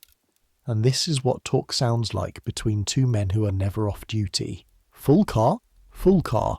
Croup in 5, grass fire west of Ames, jumped culvert, walk the burned mile on a slow order. You leave out the watch. You'll tell him the watch when it's a year old and funny. Fire every fall, he drinks. Tips? Middling. Nashville by June, though, one way or the other. Fisk. He says the word the way some men say Jerusalem. Louis Green cannot write much more than his name. Louis Green has a granddaughter in the 8th grade in Chicago who reads him the newspaper on Sundays, both of them sitting up straight at the kitchen table like it's church. That's the whole game, son, right there.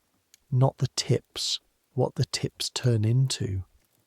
And because the switching is nearly done, and because he's old, and because 4 in the morning is the hour when true things get said in smokers, he sets the cup down and gives you the rest of it. The sermon he's been boiling down for 22 years, shorter every year, like stock on a stove. They named us all George, he says. You know why? Same reason the man I was born under called me by his name. It's so they don't have to spend anything remembering. A name is attention, and attention costs, and they buy us specifically so as not to pay it. He turns the cup a quarter turn on its saucer, precise as hail with his watch. First year I hated it so bad it near ate me. Man calls you George, and George does the work, and you stand inside George like standing inside a coat thinking, nobody in this car knows there's a man in here. And then one night, I don't know, some night in Nebraska, it come to me the other way around. They can't see in. That's the fact of it. But son, that means they can't see in. Whatever you keep in there, it's yours. They bought the coat. They never yet made the money that buys what the coat's got in it. He stands, knees answering, and takes up his grip, because outside the window the eastbound's headlight is crawling up the yard, and Louis Green has a train to catch that isn't yours. At the vestibule door he stops, and the depot lamp lays his shadow down the aisle of your sleeping car, clear to the end, over all those buttoned green curtains, And he says the thing you will still be repeating to green porters yourself in 20 years, the way it was said to you now. They pay you to be invisible, Jonas. Don't you ever believe them that you are. And he steps down into the dark of Boone, Iowa, and is gone, the way everything is gone on a railroad. Suddenly, and while you're working, and the flyer pulls out of the yard with a whistle laid low over the sleeping town, and you stand in your aisle between the curtains, in the coat of the name that isn't yours, feeling like a trunk somebody just repacked properly, everything the same, everything in better order. West of Boone, the line drops into the Des Moines River Valley and crosses it on the high bridge. A trestle of iron standing 150 feet over the river on legs like a wading bird's, one of the tall wonders of the road, and the wheels change their voice for the length of it, deeper, more careful, the whole car conscious of air underneath. In the lowers, sleepers stir at the sound without surfacing, a murmur running along the curtains and settling again. Willie sleeps through it entirely, which 6 hours ago he'd have called a tragedy. And then the night begins, by the finest of degrees, to thin. You feel it before you can see it, the way you feel wrong breaking. Somewhere back east behind the train, the sky has begun deciding on a colour. The blue lamps look suddenly older. The wheels sound like they're thinking about morning. At 5, the smoker door folds back and Sloane is there. Dressed, shaved, if you can call it that. 3 little cuts on the jaw from razoring in a swaying washroom, hair watered flat, in yesterday's collar because he's saving the clean one, and he's holding the jeweller's box open in his palm and staring into it like a man checking that the sun's still in the sky. Couldn't sleep past 4, he says. Kept dreaming her father answered the door and I recited a grocery invoice. That's about what I told you to do. That's why it was frightening. He laughs, and it lands right this time, unhurried, a man's laugh. He turns the little box so the stone takes the lamp.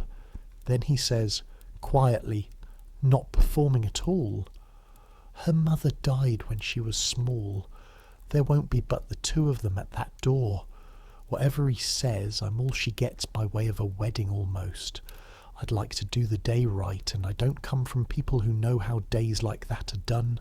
And you look at this boy, with his 3 razor cuts and his $11 a week, asking a Pullman porter at 5 in the morning to teach him ceremony, and the ridiculousness of it and the rightness of it arrive together, because as it happens there is no man in America who has watched more weddings, partings, reconciliations, proposals, and homecomings from 3 feet away than the man in this uniform. You've seen it done wrong in drawing rooms by senators. You've seen it done right on emigrant platforms by men who owned one clean shirt, and it was the shirt. Wear the clean collar to the door, you say. Hat in your left hand so your right's free and she sees you came to shake, not to beg. Numbers to her father, standing up. Then, when you turn to her, forget every word you fixed. Fixed words are for the father. She gets whatever's actually in you, even if it comes out sideways, especially if it comes out sideways. You take the whisk broom off its hook and eat something first. A man proposing on an empty stomach thinks he's feeling destiny when it's dizziness. Sloane takes all of it aboard the way he'd take stock in at the wholesale house, seriously, counting. Then he closes the box and squares his shoulders and says, when I tell this some day the night before, there's a fellow in it, the fellow on the train who set me straight. He hesitates. I'd as soon the fellow had his name in the story. The car is quiet. The east is greying behind the glass. 27 souls asleep and 1 boy asking. Whitfield, you say. First time out loud on this run. It comes out even.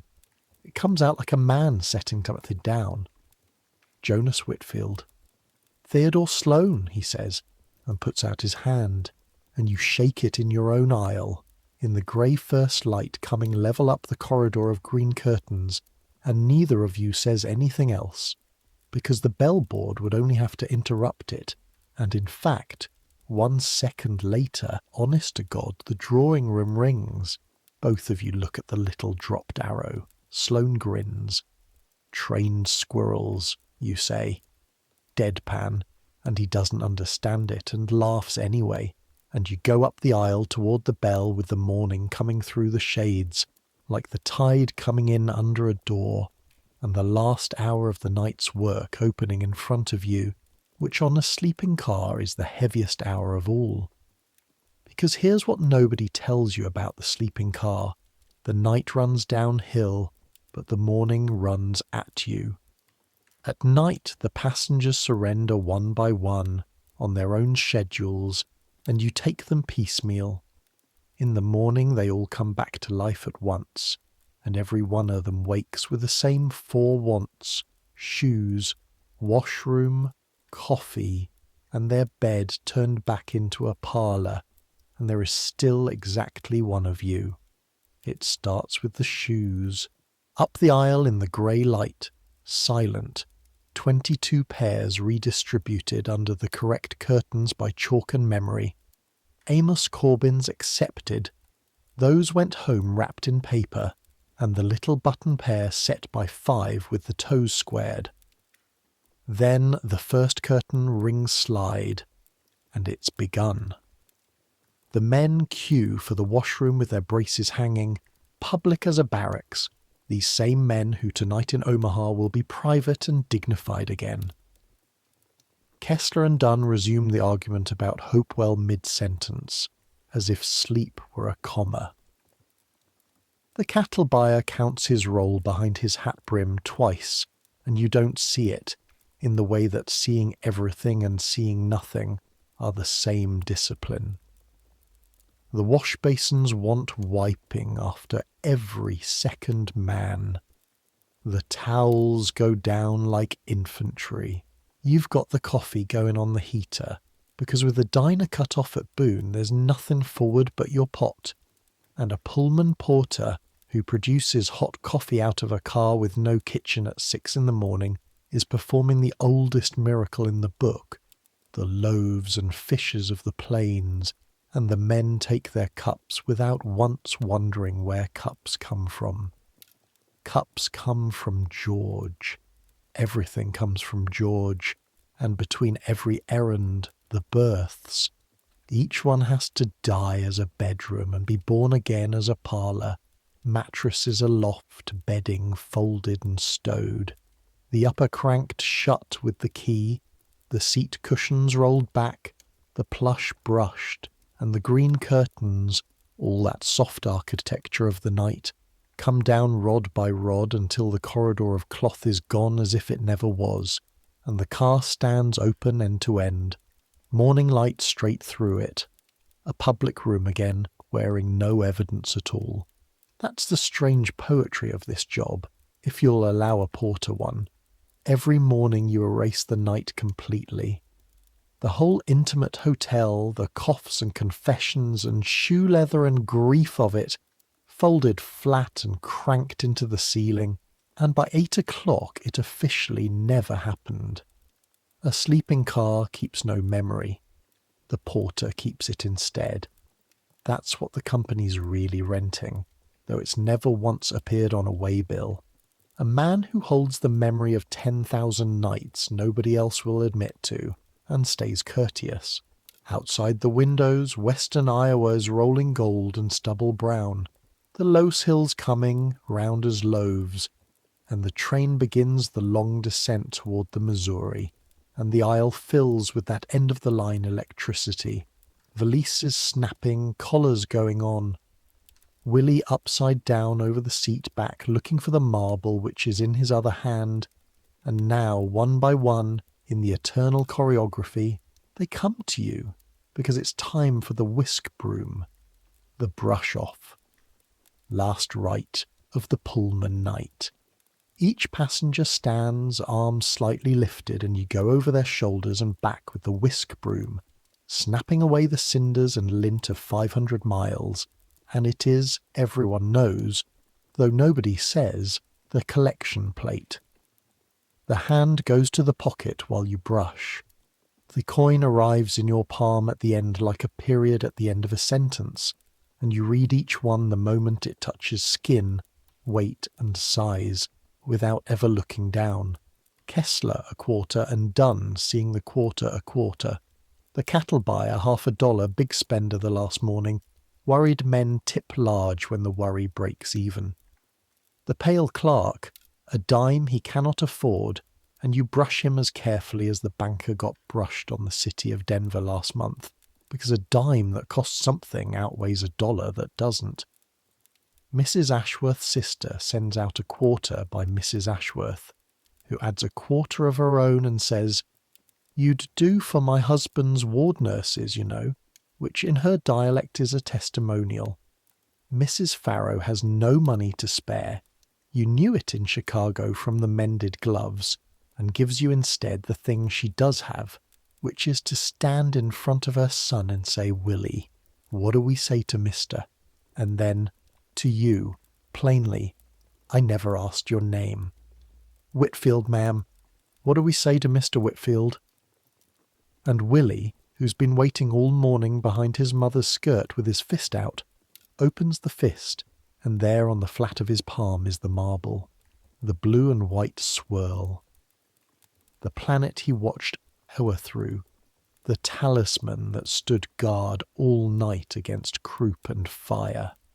"It's my best one," he says, fierce, in case you're about to doubt it. You're a man who catches nickels thrown from berths, and you have taken those without blinking.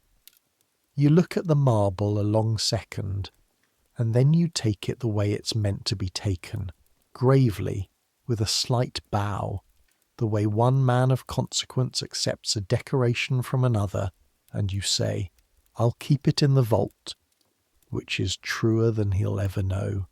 And Willie walks the rest of the aisle 4 inches taller, a boy who has settled his accounts like a gentleman. Sloane, at the steps, in his clean collar, hat correctly in his left hand already, practising. He gives you 50 cents, which at $11 a week he should not, and grips your hand on top of it. "Wish me luck, Mr. Whitfield." Not George. You wish him luck, and you mean it in your teeth. He goes down the platform at Council Bluffs with the walk of a man who ate something first, and whatever happens at that door in Omaha, the fellow on the train is in the story now, by name. Pruitt is last of the men, of course, cigar already lit, and he stands for his brush-off examining the ceiling, and the coin, when it comes, is a dime, delivered with the words, "You people did all right, George, that birth business aside," the birth business having been his own error, the space that never got resold having been never explained, and you say, "Thank you, sir, come out on the flyer again," and you pocket the dime, and into the ledger it goes on both pages at once. 10 cents, right-hand column, and on the left-hand page, the one where you keep the other accounts, one more entry under a heading old as the service. A man who will tell the story of this trip forever and be the fool of it, and never know. And Mrs. Corbin. She waits, deliberately, until the aisle is empty and the others are on the platform, and she stands for the whisk broom in her stiff crepe with the brown paper bundle held in the crook of her arm like the baby it stood in for all night, and when you've finished she opens her purse, unhurried, schoolroom straight, and takes out $2 silver and puts them in your hand, folded down under her thumb so the size of it stays between the two of you. $2, more than 1/10 of her month, you'd guess, from the gloves and the coat. You start the polite refusal, ma'am, that's 2, and she cuts through it like a bell through fog. Mr. Corbin was 31 years a farmer, she says. Nobody ever once shined anything for him. He'd have wanted the man who did to be paid like it mattered because it did. She snaps the purse, looks up at you, grey-eyed, dry as a hymn book, but only just. You told me your name in the night and I mean to keep it. Whitfield. Jonas Whitfield, ma'am. Jonas. She tries it once, nods, files it where that kind of woman files things, permanently. My son's at the Omaha Stockyards office. Corbin. If you're ever in need of a word spoken for you west of the river, that name is good and it knows yours now. And she goes down the steps into the morning, small and iron and straight, carrying her husband's boots shined for the resurrection, and you stand at the vestibule with $2 in your palm and, for the second time tonight, your face very carefully doing nothing at all, only this time from the other cause. The tally then, done behind your eyes at the vestibule while the transfer bustle boils along the platform. $2.25 in silver, 40 cents in small coin, Pruitt's nickel and dime bringing their own weather with them, $2.80 on top of everything, the best single night of the season. Roll it into the ledger, 78 in the bank plus what's tied in the handkerchief at Dearborn Street, and this in your pocket, and the sum stands at last inside striking distance of 110. Nashville by June. Not one way or the other anymore. Nashville by June, plain. Ada doesn't know yet. You'll write it Sunday, same letter as Elias's, both worlds in one envelope, the way you carry them. Hale comes through last on his way to sign the register, punch clicking in his hand like a slow insect, and stops at your vestibule. The watch is in the buttoned pocket. He looks at the car behind you, made down, brushed, erased, morning perfect, and then at you and says, "Clean run, Whitfield, barring the fire." A beat. The moustache moves a quarter inch, which on Ambrose Hale is a festival. And the fire wasn't yours. From him, that's a citation with ribbons. He swings down and is gone up the platform, and that's the crew of a night. A conductor who buttoned his pocket, a waiter 2 cars gone at Boone, a flagman whose face you never saw, an old man riding east with your name in his mouth. Then the flyer pulls the sleepers down to the river and takes the long iron bridge across the Missouri, high over the brown spinning water, 4 spans of trusswork booming under the wheels, the sun full up now and a line on the river in one long, burning road that runs south out of sight, and on the far bank smoking with breakfast fires under the bluffs, Omaha, gateway of the Union Pacific, where the continent properly begins. Wyoming, the car, your car, will be cut to the westbound overland this morning and go on Cheyenne tonight, Ogden after, another Porter's night, another Isle, another 27 strangers, and you with it, because your run carries through to Ogden, and the pocket ledger has 3 more nights coming this trip. That's tonight's arithmetic. It can wait for tonight. Right now, the train stands still in the Omaha depot with steam rising off her like a horse in the cold, and you are standing in the vestibule of an empty sleeping car with the morning sun coming down the aisle, gold on the brushed plush, every berth folded into the ceiling, every trace of the night stowed, and in your pockets, $2.80, a boy's best marble, a brother's letter, and a name, your own, which went out into the world 3 times tonight, and came back 3 times, which is 3 more than most nights, and which is you find standing in the sun while the yard engines cough, and the whole broad west lies open at the end of the platform enough. It astonishes you a little, the plain arithmetic of it.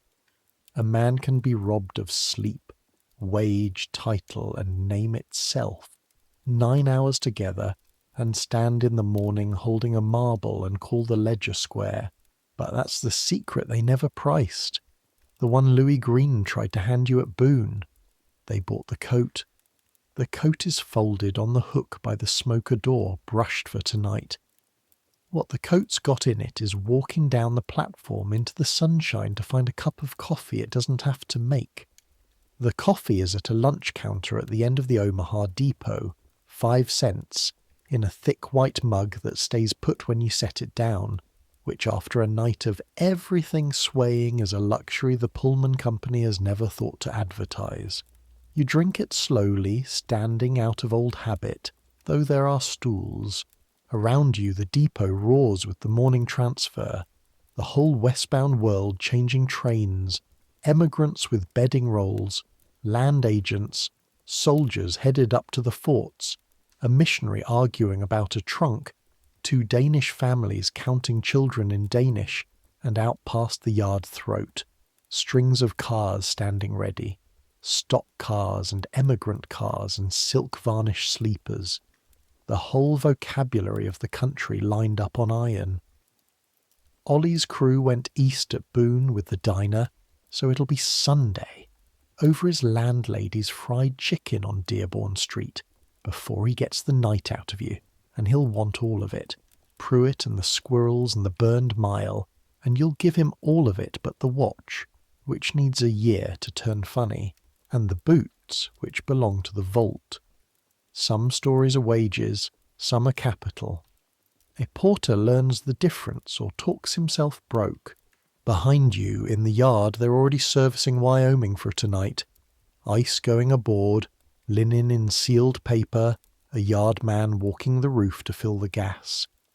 At noon you'll climb back into the smoker and take your sleep in installments, on the 5-foot couch, boots on, and at 4 the westbound overland will couple on, and at 6 the gates will open, and 27 new strangers will come up the platform carrying 27 new reasons, and not one of them will ask your name, and the whole night will happen again.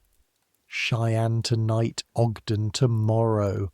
The continent paid out mile by mile under the wheels like rope through a patient hand. But that's tonight. Right now the sun is on the platform and the coffee is hot, and a boy's best marble is riding in the watch pocket, where a watch will someday go and we can leave him there, I think. Standing easy in the noise of the gateway of the West, 38 years old, $29 from Nashville, holding a mug that stays put.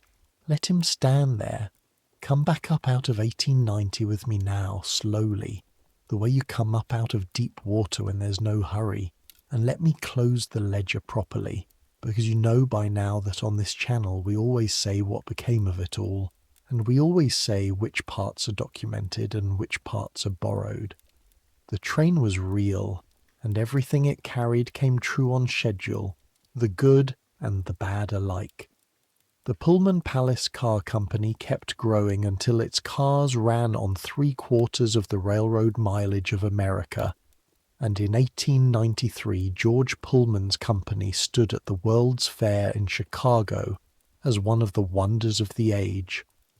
And in that same year the panic came, and orders died, and Pullman cut his shopman's wages again and again, and did not cut the rents in his perfect brick town by 1 nickel, exactly as a tired finisher on Fulton Street had written to his brother that he would not. And in May of 1894 the men of the model town put down their tools, and the American Railway Union took up their cause, and by July the switches were frozen from Chicago to the coast, sleeping cars standing dead on sidings in 27 states. And there were federal troops in the streets of Chicago, and men killed, and the strike broken, and the name Pullman, which had meant luxury on every timetable in the land, meant something else afterward, and never fully stopped meaning it. That is all documented down to the dates. George Mortimer Pullman died 3 years after the strike, In October of 1897, a rich man and a hated one, and his family buried him at night in Graceland Cemetery in Chicago, in a pit lined with concrete, the casket sunk in asphalt, capped with more concrete and steel rails bolted across the top. They were afraid, it was said plainly at the time, that the working men might come for him. Whatever else is argued about George Pullman, no one argues about the concrete. It is still there. He built the most comfortable beds in the history of travel, and went to his own so afraid of the men who made them that he sleeps under a fortress. History does not hand out symbols more cheaply than that, and this channel didn't invent it because nobody could. And the porters outlasted him. They rode those aisles, 10,000 of them and more, decade after decade, $12 wages and dime tips in the name George, and they organized quietly and were broken, and organized again. And in 1925 in Harlem, they founded the Brotherhood of Sleeping Car Porters under a man named A. Philip Randolph. And it took them 12 more years, but in 1937 the Brotherhood signed a contract with the Pullman Company, the first major labour agreement ever won by a union of black workers against a great American corporation. The men who'd been paid to be invisible became, by way of those aisles, one of the engines of everything that came after. It was a Pullman porter, E.D. Nixon of Montgomery, Alabama, who in 1955 posted bail for a seamstress named Rosa Parks and helped set in motion the boycott that followed. The porters carried more than valises. Folded inside their coats, they carried newspapers and word and money for tuition, and a network that ran wherever the rails ran, and the role of teachers and doctors and lawyers and organizers in black America is thick with the sons and daughters and grandchildren of men whom the timetable knew only as George. The tips became Fisk and Howard and Tuskegee, one shined shoe at a time. That is documented too. As for Jonas Whitfield, I told you at the boarding gate. The rooms tonight were true, the wages true, the fire and the watch and the chalk under the insteps all true to the life, and the eyes were borrowed. The company ledgers kept the porters' fines and demerits, and almost never their voices. So the man himself is stitched from thousands, and whatever each of those thousands carried through his own 3 o'clock, the letters over whose creases he worried, the daughters whose tuition he counted in nickels, the names he kept folded behind the smile, history has mostly closed over, quiet as a curtain settling. Whoever they were, every man of them, they made the beds, and the country slept, and the country woke and did not ask. We can at least be the ones who asked. And now the night is nearly done its work on you too, I suspect.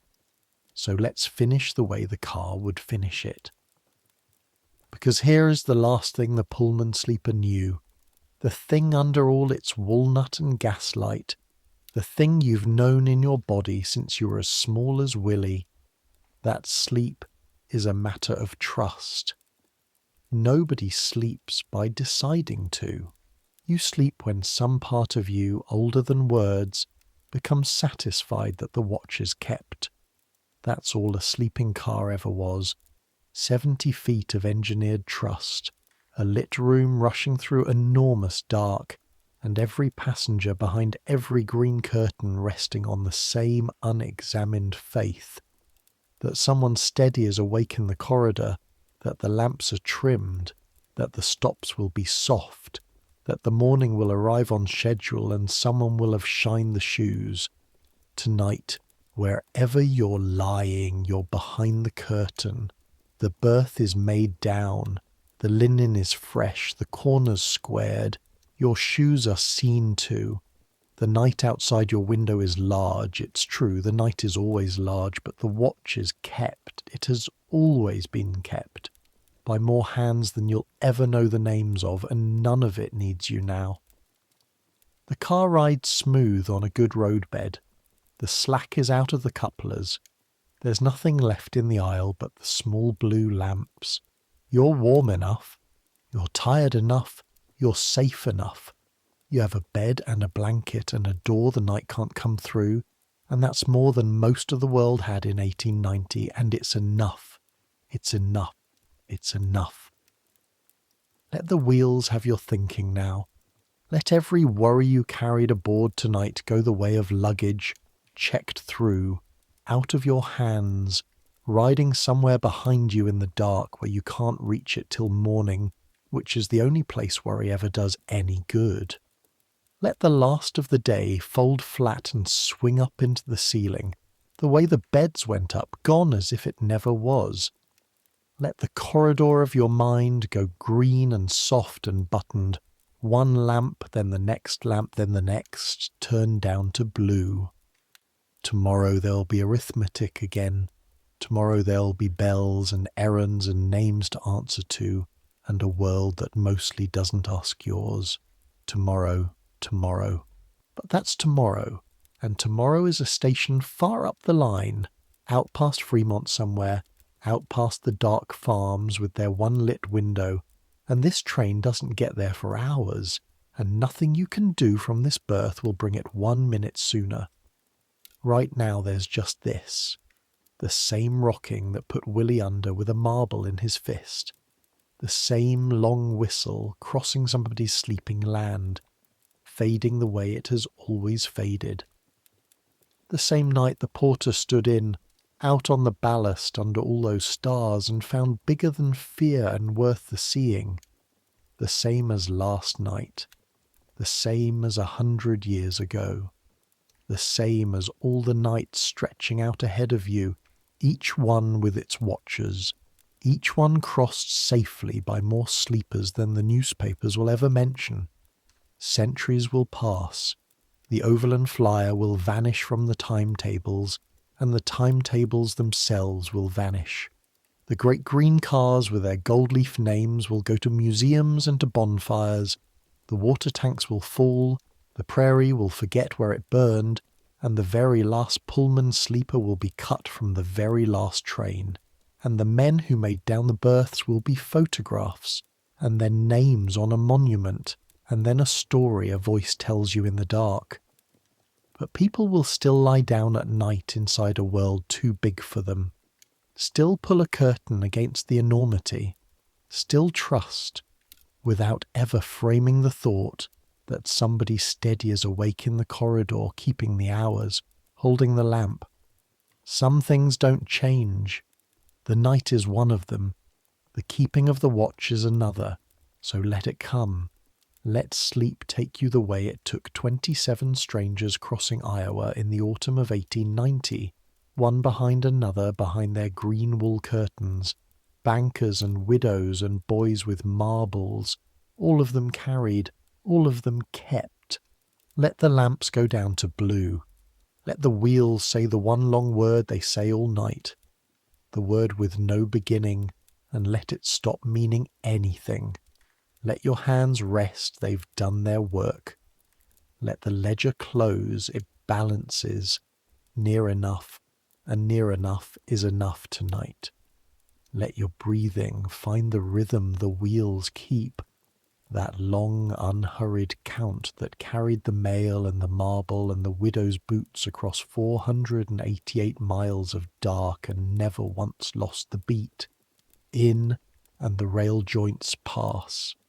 Out, and the rail joints pass.